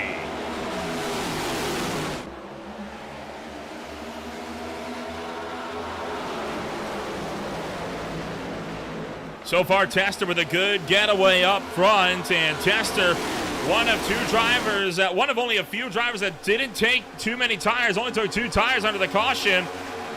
He, Siegfried, and Bernhard all made the move. Everyone else on 4 fresh Goodyear Eagles. And up into the wall is stage 2 winner Evan Stewart. That puts them 3 wide out of turn 4. right, they're going to be 3 wide all the way down to turn 1. Jamie Lee Dunning on the inside, Chris Mackey in the middle. They're going to stick 3 wide through 1 and 2. And it's Chris Mackey on the inside using that middle line to perfection, able to put the slide jump onto Evan Stewart and even clearing Jamie Lee Dunning. So that 10 machine to Chris Mackey finding the move and getting past 2 here. But no, Jamie Lee Dunning, he's looking back on the attack. Jamie Lee Dunning going on offense here as the pack starts to battle for it here, coming out of turn numbers 1 and 2, and now ripping down the back stretch and into turn numbers 1 and 2 once again to the back. And boy, what a fight we are having with us here this afternoon as you take a look at the absolute hornet's nest of cars at the back end of the field here. It is a madhouse here at America's Home for Racing. I believe I saw the 14 even tap the wall there on the exit of 4. So these drivers, I mentioned it a little bit before we went green, this is where it all heats up. They're going to start pushing their tires more. They're going to start driving that much more aggressively against each other. And one thing I will say, a crucial move from Murphy to get past Evan Stewart, because those were the 2 guys who've been quickest the entire day. We're fighting it out for the stage 1 and the stage 2 win. And since Murphy was able to jump Evan Stewart, he's much clear of that 37 car. And now he can battle the 2 and the 22 and put himself in a really good position to take home the win here. Still a boatload of side-by-side here for 12 on down as the field drives are in hot. And oh boy, a couple of cars. Adam Hogley get a little bit crossed up back here. Same with Ted Gamble. They're able to hold it together, but Jamin Bernhardt pushing wide up the racetrack. And there goes Hogley looking for 3 wide up the middle. Yeah, once again, these drivers getting so close to that outside wall. They're using every single inch they can on this racetrack, and Brian Matthews does do a great job there, able to get through, secures 13th position, but Adam Hoglund once again on the attack. Around the outside he goes, the 12 on the high, the 28 on the low. Can Adam Hoglund drive around Matthews? Yes, he can. He clears himself in the 4. Flying up and around the top lane, Chris Mackey and Jonathan Dominics hold station down on the inside line. Chris Mackey lets Dominics clear, tries to diamond back to the low side to get a run down the back straightaway. No dice though this time through, so far Chris Mackey remains in the 8th place position as the dogfights continue, although starting to get single file. The other battle back here in the pack between that white car and that black car. Dave Shively now goes down the inside of Bernhardt. He's gonna get that move done, and it looks like Bernhardt, he's tapped the wall a good amount of times this stint. He might just be struggling a little bit with tire temps, or maybe even a bit of front end damage, as Justin Day now looking down the inside of Adam Hoglund. Justin Day tracking to the inside line. He's going to manage to punch his ticket clear. Chris Gaxel in the mix here with Stephen Linger down to the low side, and Linger just able to let Gaxel get in there. Thought for a moment we were going to see him getting right rear hooked up into the outside wall. Yeah, that's such a close move. They were able to get it done. No drivers were hurt in the making of this film, and just like that, Gaxel able to get past, putting himself up into 15th position. That is a car that I've seen a lot of times throughout the season. I know he's got some pace, so that move is going to be a breath of relief from him, because now he can attack the likes of Matthews, Day, Hoglund ahead of him, and really start challenging for these positions that pay the points he needs to make his way into the top 16. Further up front, Terrence Murphy, the Stage 1 winner, started to apply pressure to Joshua Siegfried. And that number 2 car, Robert Tester, has been doing a great job on leading the way. And so far, the 4 fresh tires that drivers like Murphy and Dunning have put on have not been nearly as much of a help as I thought they would have been, as drivers that did not take that advantage under the stage caution, they have been running 1-2 since the drop of the green flag. Yeah, I was just about to mention Tester and Siegfried doing a really good job of maintaining those tires and keeping the gap to Murphy good. But here we go now. Evan Stewart, your second stage winner, down the inside of Jamie Lee Dunning, your hard charger. And the 37 made that one look pretty effortless as he brings his car up into 4th position. And now he can chase down Terrence Murphy. Gap between them about 0.6 of a second. And don't forget, at least one more pit stop is anticipated tonight, possibly 2 throughout the rest of this race as well. As further behind them, Jonathan Dominics fighting it out with TJ Ivy. So the 45 and the 88 continuing to exchange blows, and Dominics able to clear Ivy down on the low side. So drivers are going to continue to fight this one out. Ivy situated in the back. Chris Mackey sitting up there, 8th place on the grid. He is so far down 1 this afternoon, but critically for Mackey, he has not really ever dropped outside of the top 10. That's big for him. Yeah, Mackey's a driver I've brought up a lot today. Once again, he's sitting 23rd in the championship. A win would be amazing, but really what he wants to do is just get himself some good points. And as I mentioned, 4 or 5 drivers ahead of him were not able to make it to this race. So with a good, solid finish here tonight, he can leapfrog ahead of a couple of those drivers that didn't show up tonight. And then coming into Watkins, coming into Dega, he has a real shot of making it into that first round of the playoffs, even without securing a win, which would be massive for the 10 driver, especially because he joined the season late. If I remember correctly, I think he missed out on those first 2 or 3 races. Towards the front, Terrence Murphy still in his battle with last week's Bristol winner, Evan Stewart. Stewart has been doing a good job, though, on keeping Murphy at bay. Has not allowed him to get much of a look down that inside line. So Stewart's going to continue the fight in that Fish Speed number 37 Mustang, despite Murphy's best efforts, as Murphy continues to probe that outside line. But Stewart not showing any signs of yielding down low. And look at that battle for second. I mean, that goes all the way back to about 9th position. They're all within 2 seconds of each other. Second all the way to 9th.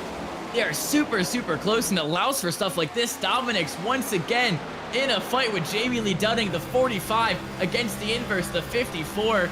That 45 takes that high line, that bright pink car all the way around the wall. He's going to get that burst of speed off exit, and he is going to clear Jamie Lee Dunning. Jonathan Dominics clears the 5th place spot. Jamie Lee Dunning will drop back into 6th and moves out on his top 5 runners result. Meanwhile, with the helmet here of Terrence Murphy, he is looking out his right side window at the likes of Evan Stewart, while Stewart up on the top, getting a face full of the number 5, and Stewart just going to tuck in line for 4th. I mean, that was a great aggressive slide job there from Terrence Murphy. One of the adjectives I talked about earlier in this race, safe and of course aggressive. You need to show the other drivers you're not just messing around, and sometimes you have to put your car in a little bit of ways of danger to get the move done and really secure the positions you need to. And now he's caught up to the back of Siegfried, who's once again only on 2 tires compared to the 5's 4 fresh Goodyear tires, excuse me. I combined Goodyear and Firestone for some reason. Oh, I thought you were going to say Bridgestone for a hot second. Oh gosh, I'm gonna get all kind of copyright infringements from NASCAR. I'm gonna get emails in the mail for weeks now. This is not bad. I'm gonna call my lawyer really quickly. Could have been worse. You could have said Pirelli. That is true. Terrence Murphy trying to go around the outside of Joshua Siegfried as the number 5 Gritbo's machine got the door slammed shut in his face, and you see him wobble around a little bit as he regains his footing, pushing Siegfried down the back straight. Oh, and now Siegfried sent hard into the outside wall. Terrence Murphy sending the 2 for a ride. He's going to spin him now off of turn 4 and into the infield. No caution yet, still green, but boy, that is a questionable incident, and even more questionable is how Siegfried lets the car roll back onto the racetrack, and that forces a yellow. That is just, that's a black eye on this race all around. It's really suspicious from the 2. I'm not going to say anything more than that. But let me say, iRacing won't throw a caution if you're off of the racing surface, and that's kind of where I'll leave it. Well, watch this here, because Terrence Murphy, there's a lot that happened on the lead up to this here that I think we kind of need to discuss on this deal. So let's get around here. This is going to be the look all the way coming around on the couple laps leading up. And, oh, man, sorry, we're going to have to back this one up by a ways here because there is a story on this. Let's put it that way. So this is the lap prior. Watch as they come off of turn numbers 1 and 2 here down the back straightaway. So Siegfried is going to chop the nose of Murphy here coming out of turn 2. That's legal. Murphy then gives a big shot to the back of the number 2 car and just pushes him all the way into turn 3. That sends the 2 car up into the outside wall. Then it comes off of turn 4 and gets him again and spins him out. Boy, that car took a ride. You see him hopping across the infield legends over there, that quarter-mile bull ring. And he's got the brakes locked. Well, he's throttling up now. Back end comes around and then lets the car roll. And there's the brakes. And I think it's pretty safe to say he brought that yellow out on purpose. Yeah, I think he definitely was thinking, uh-oh, if I'm stuck all the way back here with my car in the infield, I'll be trapped a lap down. But if I just let off the brakes a little bit, you know, perhaps my car might roll back onto the racing surface, and just perhaps iRacing might throw a caution. Definitely think that might have been a teeny bit of race manipulation there from the 2, but seeing how it all progressed, I don't 100% blame him, to be honest. This is on board with Terrence Murphy. I'm really curious, so let's listen into the throttle here as they come down into turn 4.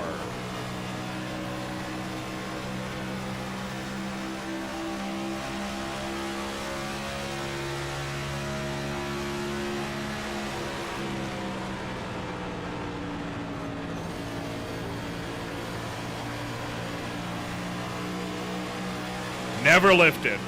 Never lifted coming out of 4. Murphy just, plain as day, took him out.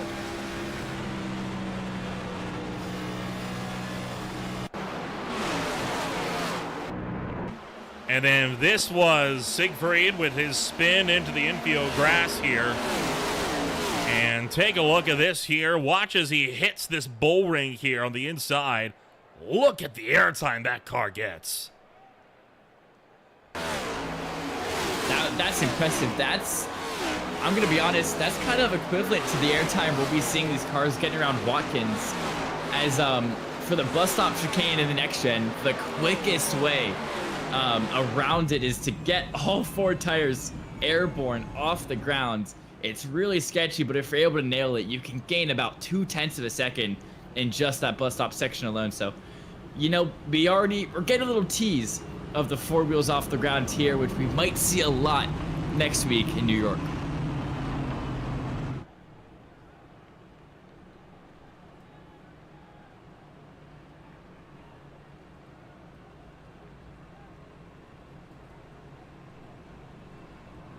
Well, we're double file, and it'll be 72 laps to go. A controversial lap that last time by, as the field is going to get set to go at it once again. And Racing Action is set to gear up once again. Yeah, and for the first time, it's going to be Steven Blevins lining up for the point here. A lot of these drivers came down pit road, so I wonder if he only took 2. Maybe he stayed out. But some sort of strategy got him into that first position. He'll be alongside Tester and behind Murphy and Stewart, your 2 closest rivals so far tonight.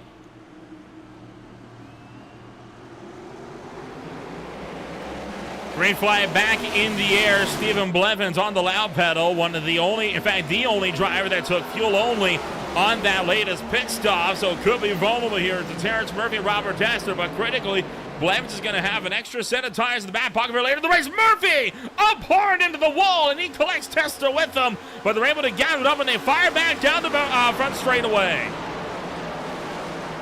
Yeah, now Testa looking down the inside of Terrence Murphy. Jamie Lee Dunning riding up that high side on the wall through the quad over. They come, they might be 3 wide with Stephen Blevins as well as Murphy.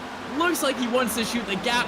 He's gonna back out of it. The smart thing to do for the five driver, but that gives Testa the lead of this race. And Murphy now. Oh, there we go. Second. Oh, they're spinning. Well, they thought about it. Oh, they went for it. Evan Stewart's upside down. Stewart takes flight into turn number 3, and it's the big one on the back straightaway.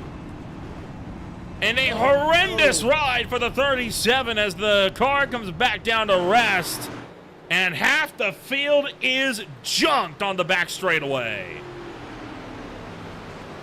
And just like that, your winner Holy at Bristol, cow. who's been dominating this race. Honestly, Nolan looking to make it back-to-back race victories in the blink of an eye. Damage and most likely out of this race. And this came as a result of Evan Stewart, who may have been the one that forced these guys 3 wide as they came around to the back straightaway. Take a look at this one. Yeah, it was. It was Stewart.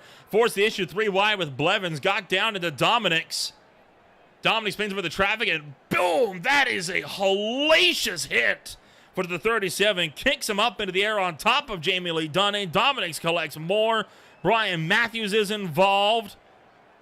The 6 of Stephen Linger gets involved. Danny Molinari locked up the brakes, came sliding in. Marroquin able to escape up high. Chris Mackey has damage. Jamie Lee Dunning is in it.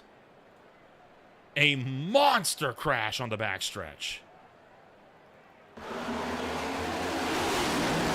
Unfortunately for my driver, pick the day, Chris Mackey, he was involved in that, so his race will most likely be over. But oh my gosh, that contact with the inside wall is so scary. It is hard to understate just how violent of an impact that truly is. Right on board here with Chris Mackey, and what he saw, he was behind the incident and had nowhere to go when it kicked off in front of him. Oh, jeez Louise. Jamie Lee Dunning is the one that kicks the 37 back airborne. This is in car with the 45. With 54, sorry.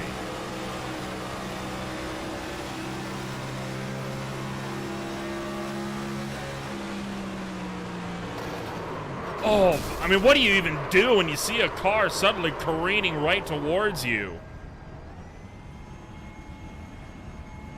you got a car coming up from your inside upwards, you got a car from your outside coming downwards. I mean, you're stuck between a rock and a hard place at that point. And it almost looks like it got hit from behind as well as.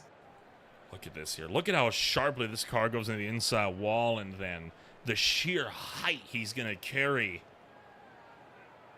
That's 180 miles an hour straight into the inside wall, and then along comes Blevins. That kicks him up along with Jamie Lee Dunning, and just, God almighty.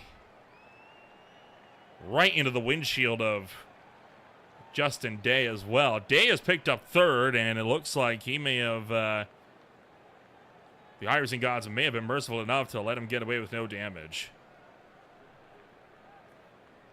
I feel like I say this almost every week, but this is one of the wrecks where you thank God it's a simulator and it's not something that happened in real life, because a contact at that speed, that is life-threatening, might even just be like permanent paralysis. Oh, Blake Hill did get hit from behind, but he almost had that thing missed. What a sight. They'll come around turn 2, and just like that, we have tore up about 1/3 of the field. We're down to just 16 now on the lead lap, and only 20 out of the 25 starters on the racetrack.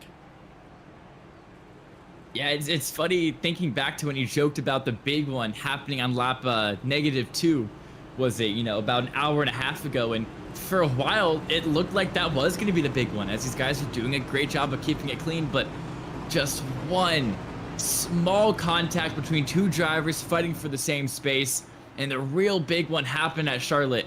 And it was not only a big one, but definitely a scary one as well. As your top 4, very different from what we've seen before. Tester, Murphy, Day making an appearance. Ivy behind as well, but not TJ Ivy, who's locked in the playoffs. Douglas Ivy, who's still not in the playoffs yet.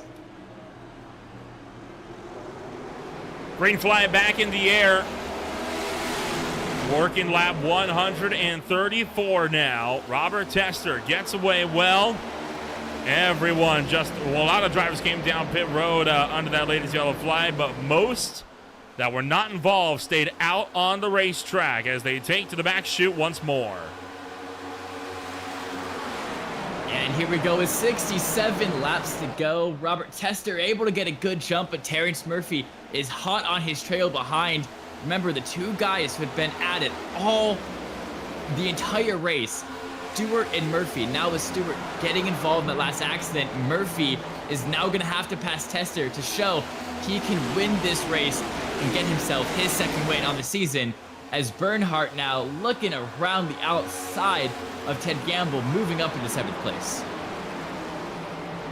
And the fight's going to continue on here. Wayne Graves sliding up in front of Jonathan Dominics and Jamie Lee Dunning. Chris Gaxel, Daniel Molinari also caught in the middle of this hornet's nest. 65 laps on the boards. And Wayne Graves is in trouble. Dunning forces him wide. Yeah, the 07 a little too deep into the corner. Jamie Lee Dunning able to make great use of that, get past him. Ends up moving that car now into 11th. He can chase down Dave Shively for the top 10 spot. And yeah, with that crash, we're seeing a lot of guys entering this top 10 that we haven't seen before. You know, Justin Day, Dave Shively, they're guys that, you know, we've seen hovering around it, but now that a lot of those competitors are out of this race, they've broke their way through it, and they can really secure themselves some good points here, and just might, be able to make themselves a late season playoff run. Is now Murphy going high. Let's see if he can get past Tester here. Not so far. Robert Tester continues to retain the top spot for the time being as the pack continues to slowly but surely filter out behind. The top 3 under a blanket, 4th on back, started to separate into a pack of their own, headed up by Adam Hoagland. Yeah, and Justin Day currently running 3rd. At this point in the season, 33rd in the championship, Nolan. He is 100% in a must-win situation, either here, Talladega, or Watkins Glen next week. So watch for that 69 to be really aggressive in this last stint. And if we see another caution, when that green flag drops, expect to see some moves that you might not normally see from a guy who's just racing for points. Because that 69 machines, he's not racing for points. He is racing for one thing, and that is the win, to get himself into the round of 16. Let's see if he can do it. Put himself in a great position. And if something happens between Tester and Murphy, you never know. Tester, Murphy, Day continuing to fight this one out. Adam Hoagland and Blake Hewlett maintain the runs in 4th and 5th. Jamin Bernhardt in 6th. And Bernhardt trying to look down to the inside of Hewlett. Contending for a top 5 spot here this afternoon. 60 laps to go at the line. And we get closer and closer to the final quarter.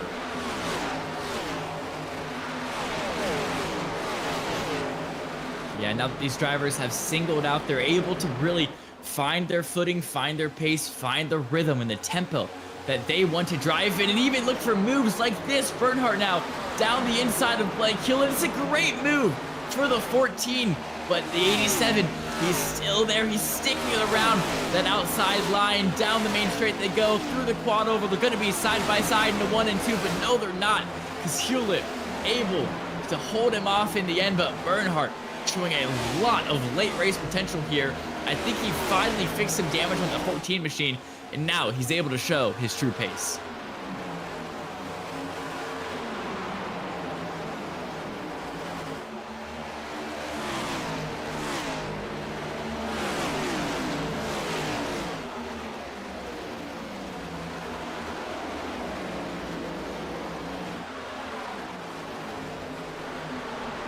A 10th.5 between Tester and Murphy as Terrence Murphy slides up the racetrack. Now cuts to the inside, and Murphy's got the elbows out before. Leaning on the door of Robert Tester. Sweeps across the nose. Tester back to the inside. Pushes the 5 of the racetrack in turns 3 and 4. Tester back to the lead, and they're side by side at the line. It was a super deep lunge from Terrence Murphy, so Tester was able to pull off the over-under. But they're still going to be side by side, and Murphy, he has that outside line, but I think he prefers around here. He is able to keep it side by side. They're going to stay side by side all the way down to turn 3. Murphy edging out a little bit on the exit, on the entry of the corner, but Tester pulling it back in the middle. But let's see, can Murphy use that outside line to slingshot himself down the back straight and maybe even clear himself of that 22? Robert Tester still holds the inside. Terrence Murphy still up on the outside. And Tester, oh boy, nearly gets Murphy into the wall, but Murphy does it himself. And Tester leaving Murphy with just the bare minimum of room to work with. These guys are racing angry here right now. No one is wanting to give each other any room. Tester clears again, 55 to go as Murphy trying to cut back to the inside. As Murphy now, he's going to have to regather himself, look for another opportunity to get side by side. Just wasn't able to get it complete there, but he can't be too impatient with it. He has to bide his time. He has to wait for a mistake from Tester or a really good run for himself, because if he keeps trying to force it, he's going to wear down his tires, and by the end of the race, he's going to have nothing left for Tester, and he's simply not going to be able to get the overtake done. Also, can't forget Justin Day. If anything happens with Murphy or Tester, if they crash, if Murphy, sends it too deep and hits the wall, Justin Day is right there waiting to see if he can pounce on any mistakes that this 22 or this 5 make here tonight.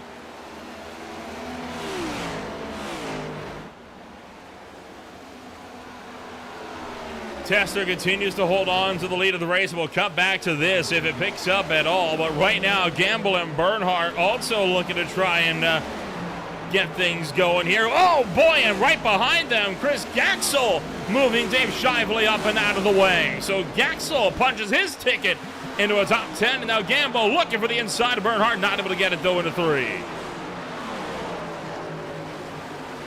Yeah, and Gaxel as well, no. Now looking down the inside of Ted Gamble, he is actually going to get a lot of room, and matter of fact, he makes that move look relatively easy as he's already cleared that 47 by the time they get to Guadalville, and now that 707, he can turn his sights on Jamin Bernhardt here as Nolan, he might just make quick work of him as well as almost the over-under looking for Gamble. Almost, but so far not quite. Chris Gaxel up front, and there goes Jamin Bernhardt making the dunk into pit road, and that will be for his probably his second to last stop here of the night. Right as we hit the 1 quarter mark to go, it is 150 laps down and 50 to go at the line. Yep, 75 laps here in this race, around this mile and a half. It has been quite the event so far with only two non-stage cautions. Of course, both of those happening in stage 3. It has been a great green flag run for these drivers. Great battles, 3-wide action, the big one happening about 25 laps ago, taking out your stage 2 winner and one of the biggest contenders to win this race. It now puts Robert Tester in the driver's seat, who once again started from the back of this race because of that top 3 in the championship start from the back rule. And of course, those 3 drivers were, just a reminder for anyone that might have forgotten, Robert Tester, TJ Ivey, and Jonathan Dominics, in that order, are your top 3 in the standings. So all 3 of those drivers, no matter where they qualified, had to start it from the back, as now here it is. Brian Matthews currently in 6th. He's in a great battle, 2 cars ahead, 1 car behind. Jamie Lee Dunning looking to see if he can get past the 28. Dunning maintaining the 7th place spot for now. Now he's going to look to the inside as they come off in turn 4, down to that inside groove. And Jamie Lee Dunning punches through to 6th. So Dunning going to make that move work, or maybe not quite. Brian Matthews still with the nose in, sweeps up, nearly catches the wall, and Dunning has to go evasive to avoid making contact and pushing the Bass Pro Shops machine up and into the fence. Brian Matthews retains, and these drivers fight it out from second most spots gained. They are up now 15 apiece as 2 cars, Hoagland and Hewlett, both at a pit road. Yeah, and that's a really awkward timing of the pit stop. With 47 to go, you're just shy of making it on one field, but you're definitely not going to be able to do it no matter how much you save. For all of those guys that just came down, they definitely have at least one more pit stop left, and maybe more if we get some late race cautions. It's a 54 and the 28. They're still battling it out. Once again, Jamie Lee Dunning on the outside of Brian Matthews. We've seen how hard it is to get a pass around here. You know, Tester and Murphy battled it out for 3-4 laps at a time, and now these two taking their scrap out at third turn, at staying side by side for 3 to 4 laps at a time. But finally, Jamie Lee Dunning able to secure that 4th place position and get that move done on Brian Matthews.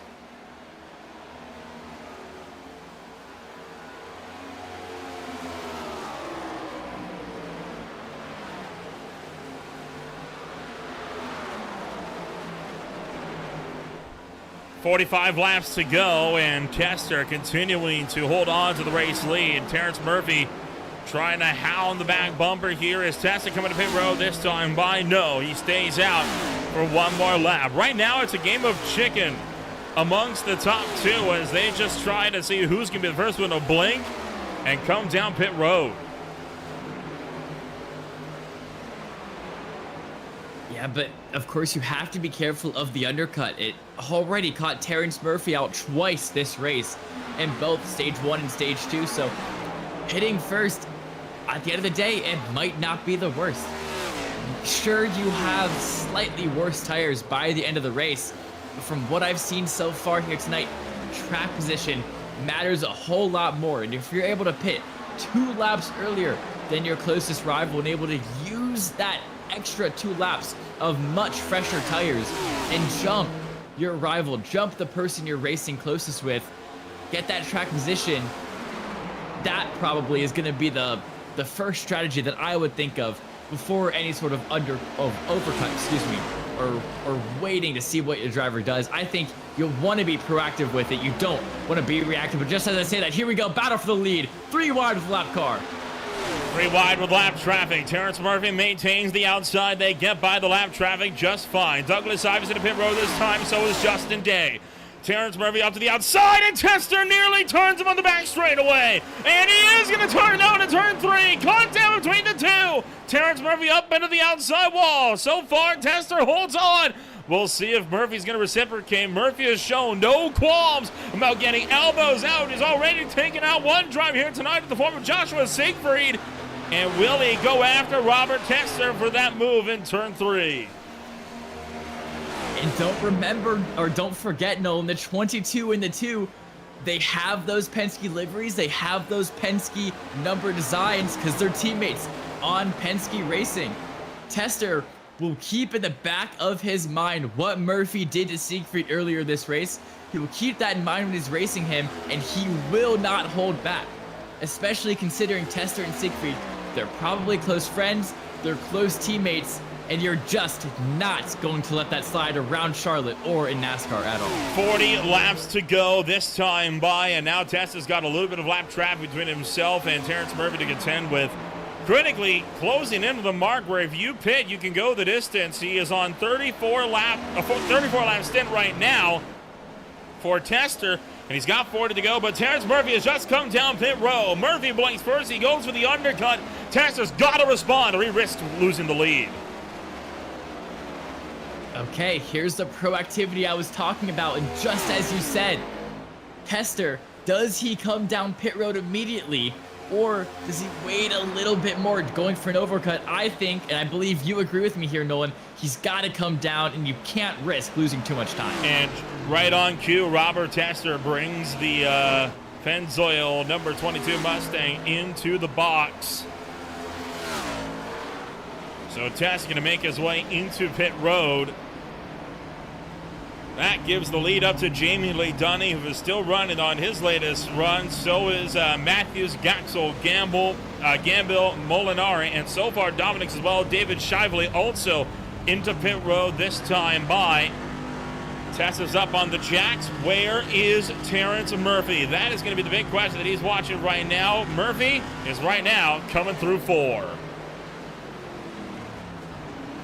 All right, exit 4 comes the 5 machine down the front stretch. The first part of the quad oval, the start finish straight. The second part of the quad oval, where is Tester? There he is on pit exit. He's got to make sure, he's got to be careful not to spin it. Coming off, they're going to be close, but Murphy actually, he has majorly jumped Tester. Not just by a second, not just by 2 seconds. This looks to be about 3 or 4 seconds, Nolan. Big jump there, and it's going to be exactly a 2-second gap between the pair as Terrence Murphy comes out of turn 4, that time by Dunny, Matthews, Gaxel, all in the pit road this time as well. And that will allow for now Jonathan Dominics to inherit the race lead, unless he also comes down pit road this time by, which he will not. So Dominic stays out of the racetrack and will take over the lead of the race. So from a half second behind to about 2.3 seconds ahead. I don't know if Tester made a mistake coming down pit road or Murphy nailed everything with pit road, or the undercut is simply that powerful. Murphy plays the strategy perfectly, and he has control of this race now. He has that track position that seems so vital the entire race, because passing is not easy, as we have seen so many times, whether it be a battle for first or a battle for 15th. The undercut is just that powerful here, Lucas, because they were only separated by 0.2 of a second total on pit road. 37.6 in total for Murphy, Wow. 37.8 for Tester. That's insane. That is unironically road course levels of undercut time. Daniel Molinari comes down pit road. He will give up the lead of the race, and now Jonathan Dominic as well. That gives the lead back now to Terrence Murphy for what should be the remainder of this race. Race in action continuing on, and no end in sight of this green flag run. Yeah, and more takers down pit road. Daniel Molinari, Jonathan Dominics going to be making their final stop. They can definitely make it to the end. The question marks, though, Terrence Murphy, Robert Tester, they might have to do a little bit of fuel management, a little bit of fuel saving based on these size of the tanks they're allowed to fill up here tonight. We don't know exactly what the fuel numbers are, but I'm going to assume, Nolan, that Terrence Murphy, Tester, they can either definitely make it or make it with a little bit of saving and not inhibiting their pace too much. That's just going to be my guess. I could be completely wrong, though. Hoagland, Hewlett, Bernhardt sitting 4th through 6th and trying to open up some fights of their own here as Blake Hewlett down the inside of Adam Hoagland on an aggressive dive bomb for the 4th place spot. Brian Matthews also waiting just the wings, but Hewlett's not able to get the job done on Hoagland. Yeah, so Bernhardt, Hewlett, Hoagland, they're all fighting for that 5th position. 3 drivers who started this race in that back half of the pack. They're now fighting for this top 5 because of strategy, because of a bit of unfortunate, that's not a word, unfortunate circumstances, I should say, for some other drivers, but they kept their noses clean. They raced well, and now they've made it here in the 5, 6, and 7. They're going to be racing hard to see who can get that top 5 finish, because there's just something about top 5 that has a much better ring than top 6 or top 7. 30 laps on the cards, and this race, again, showing no signs of slowing down anytime soon. Let's ride on board with Jamie Bernhardt for a few laps as we'll let you feel the noise on Green Flag TV.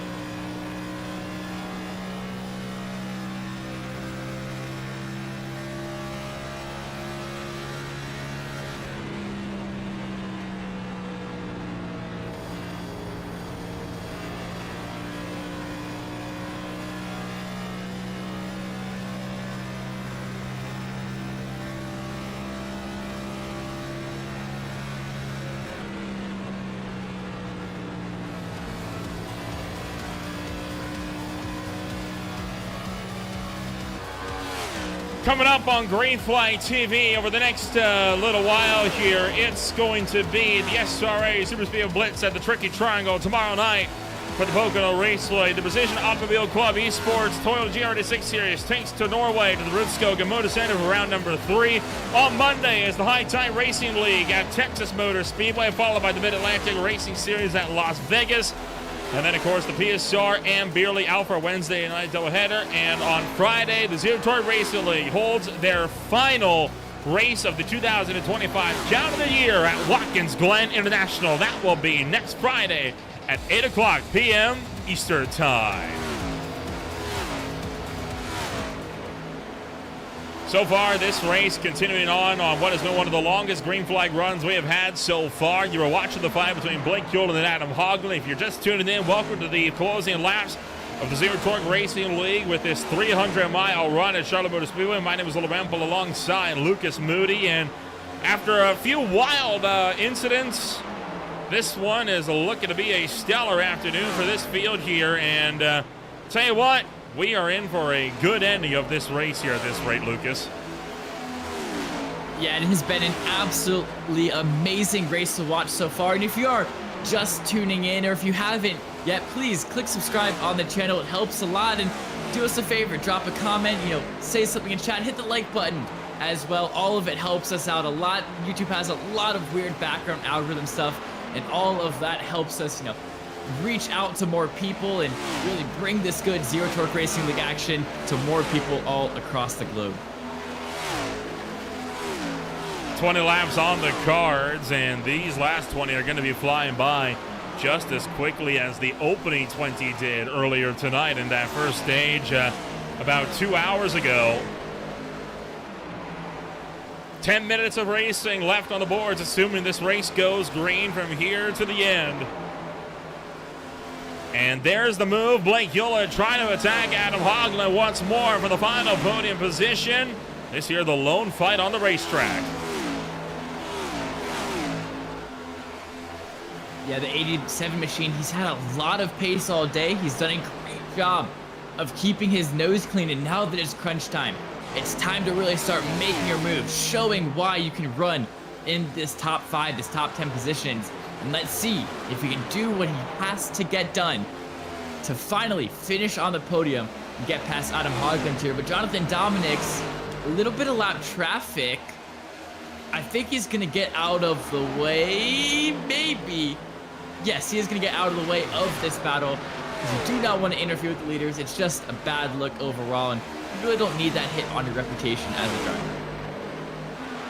Hewlett continuing to apply the pressure on Hoglund here. Might be looking to play with his food for a little bit. Do you think he's trying to make this move, or is he just waiting for later on in the race? I mean, with how he's driving, he's definitely driving like he wants it. How he's looking for the clean air, seeing how he can size up his opponent. But there is also the thing of you do have to wait. You need to wait for your opponent to make a slight mistake or take the high line and get a slightly better exit and see if you can turn that into something. Charlotte is not easy racetrack to pass at, and you cannot just be setting dive bombs willy-nilly, or you will never get a move done and burn out your tires well before you can even think about passing the person ahead of you. So if I were him, I would definitely back off a little bit, get out of his dirty air, save my tires a little bit more than him, put the pressure on, say within like 4 or 5 tenths, so you keep that pressure on, you keep him, having to guess if you're going for a move, burning out his tires. But if you yourself, you save tires later in this race, maybe with 3, 4 laps to go, then you can look for your opening and hope that you did enough on tire saving to get past him in the end. Because from what I've seen so far, track position is king, and it's been really, really hard to beat that Nolan.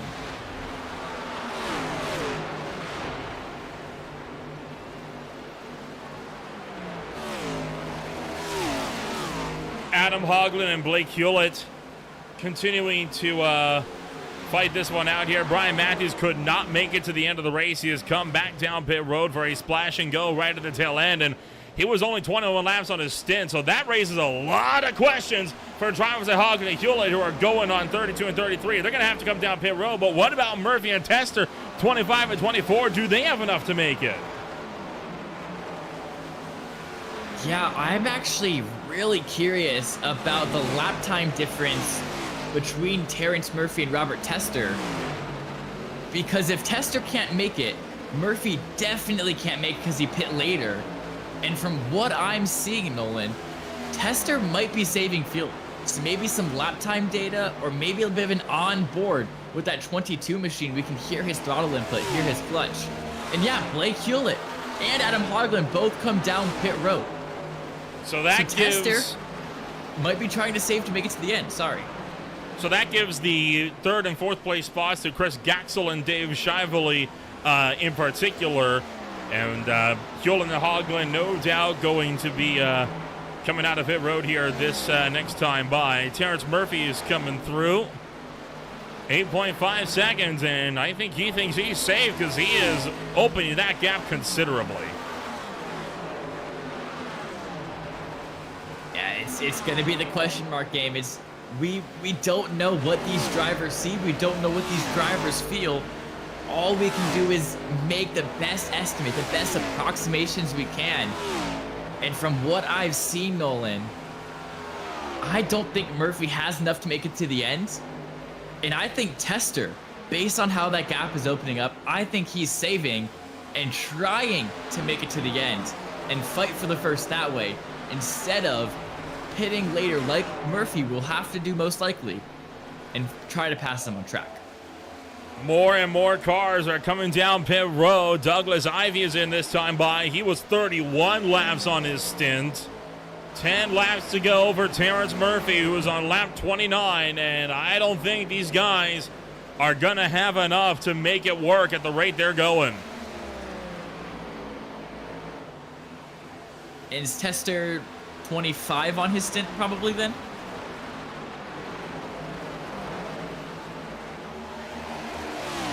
Uh, 28 for Tester, 29 for Murphy, 26 for Gaxel, 24 for Molinari. Okay, so yeah, based on those numbers and what we've seen so far, I don't think they can make it. But boy, that they're gap trying. opening up. Exactly. I think Tester really is trying. I mean, 12 seconds. When they came down pit road, literally 28 laps ago, that gap was 2.5.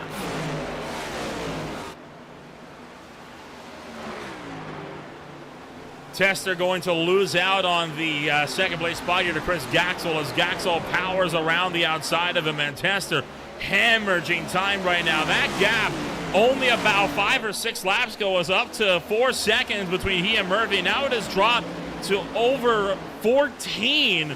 Tester is struggling to save as much fuel as he possibly can, and at this point he is committed to not having to come down pit road for a second stop. Yeah, and it almost gets to the point where he might lose more time saving. Murphy's into the pits. Then Murphy might actually come down pitting road. And yeah, here we go.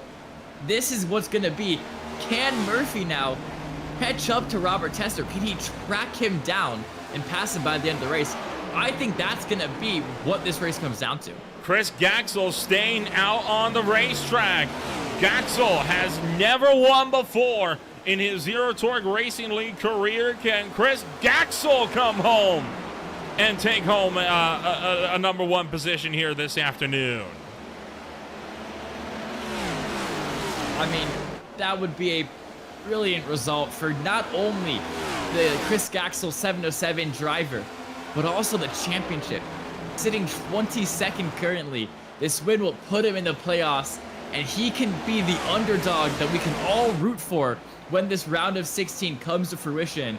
I would love to see him win this race, and I am crossing my fingers that he can make it to the end on this fuel. It's going to be tight, though. Gaxel will take 5 laps to go here as Robert Tester retains the second place spot. And coming down pit road is Ted Gamble this time. Oh, no, sorry. Ted Gamble's up into the wall. Gamble has crashed.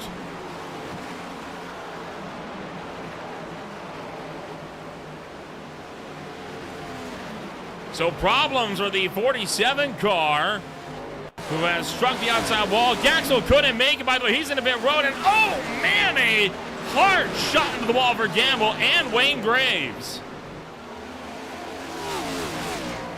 That's a weird incident. Gotta get another look at this one.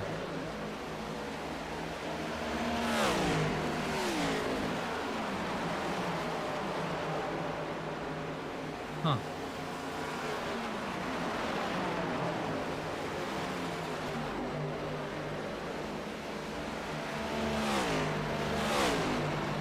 And Tasker continues to try and make this work. By the way, most drivers hitting around 180 miles an hour at the end of the straights. He is not even hitting 170.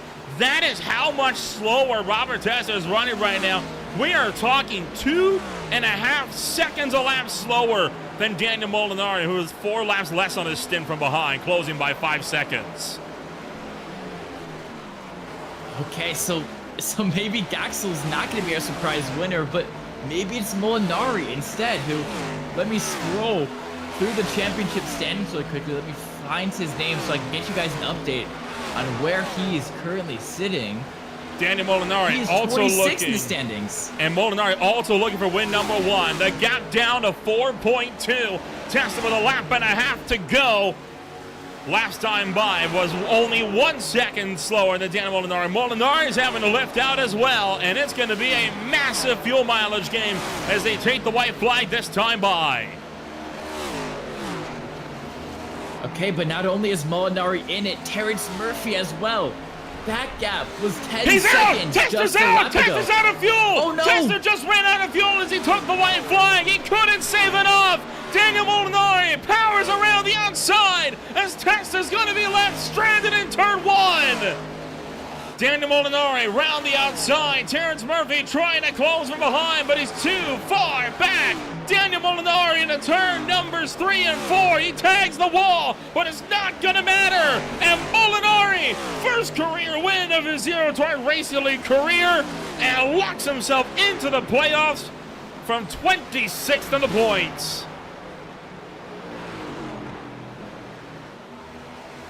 I mean, race of the season. By far not close, no contest. It had everything. It had the big one, it had green flag runs, it had fuel strategy, it had tire strategy, and it had an underdog winner locking himself into the playoffs. Congratulations, Daniel Molinari. You have made the round of 16. And Tester going to have to limp his way across the line. He'll come home a disappointing 12th place run at the end of the night, and a maiden win for Daniel Molinari. A huge afternoon. What a drive from Molinari to make the field work in the final few laps. So impressive from the driver of the 82 machine, and I am just I think he's also out of fuel. Let the car. Oh no, he doesn't get to do burnouts. Oh no. Not unless he saved enough in the tank to limp his way around, but I think that with that car cruising only 40 kilometers an hour right now, I think he is also out of fuel.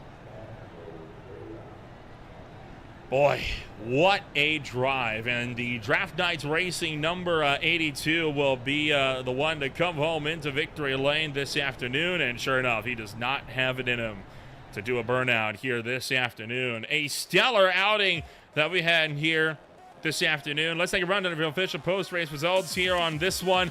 It's Molinari with a shock win in this one, locking himself into the round of 16. Terrence Murphy comes home second. Jamie Lee Dunning third. Brian Matthews fourth. Hoagland, Hewlett, Dominic, Gaxel, Shively, and Bernhardt round out the top 10. And then finishing in 11th, it's Justin Day, and then just behind Robert Tester, who ran out of fuel with 1 to go, finishing in 12th. And just behind, 1 lap down, that's Gamble, Graves, Ivy. 2 laps down, that's Chavez, Moroccan. And then 3 laps down, Blevins, 4 Siegfried, and 12 laps down. And wrapping our top 20 is going to be Linger. And then Mackey, Ivy, Stewart, King Wright, and Malam close out the field, all failing to finish race in action here this afternoon. What a race that we had here this afternoon. Let's get a chit-chat in with the drivers that finished this race. Numbers 1, 2, and 3 at the end of the night. And it is going to be Daniel Molinari. Well, we don't have Molinari just yet, so we'll start from the bottom and we will work our way on up. And it is Jamie Lee Dunning coming home third place here this afternoon. We'll start from the bottom and work our way up here on this one. Jamie, what a wild race this one ended up being for you here this afternoon. Talk us through this one, because that was quite the ride here at Charlotte. It was started off pretty good, just trying to conserve tires, and eventually, unfortunately, I got involved into a wreck, got pushed from behind into the big pileup with 3 cars. Got about a minute and a half of damage, so I knew I could probably conserve a top 10. I wasn't thinking I could get a top 5, but I think my pit strategy worked out at the end when the green flag runs was just happening. Kind of walk us through the strategy there, because a lot of drivers ended up having to come down at the last second there. You were one of the drivers that was a little bit off cycle entering the final stints there. Did that help you to walk away with a podium here this afternoon? Oh yeah, absolutely it did. My teammate Jonathan Dominics and we had a strategy. He was trying to conserve, I think, from lap 165. I just pitted around 172, 173, average about 33 laps per tank. So I just tried to conserve as much as I could to get to 173 and pitted. I just took fuel, and then I went down for 2 sets of tires on the right-hand side just to hope and pray that I could get a solid finish, and it worked out in my favor. A stellar drive for you here this afternoon as you walk away third place here at the end of the night. Congratulations on taking home number 3, and we will see you next week at Watkins Glen for the final race of the year. All right. Thanks, Nolan. You guys have a good night. Jamie Lee Dunning comes home third this afternoon. The hard charger up 17 spots. And Lucas, you've managed to catch up with Terrence Murphy, the driver that comes home number 2. Yes, welcome Terrence Murphy. Congratulations on the second and, of course, that stage 1 win. You probably wanted the win out there today, but talk us through your mindset of that last 10-lap debacle there with the fuel. I hate fuel mileage racing, so I started saving a little bit. I was still going to be like 6 laps short, so I just went for it. Maybe if I hadn't saved those couple of times, I'd get a little closer, but I'd rather lose it going for it every time than run out of fuel on the last lap. So yeah, and of course there were great battles, especially between you, Tester, and Siegfried. Talk us through those and maybe a little bit aggression between you guys there.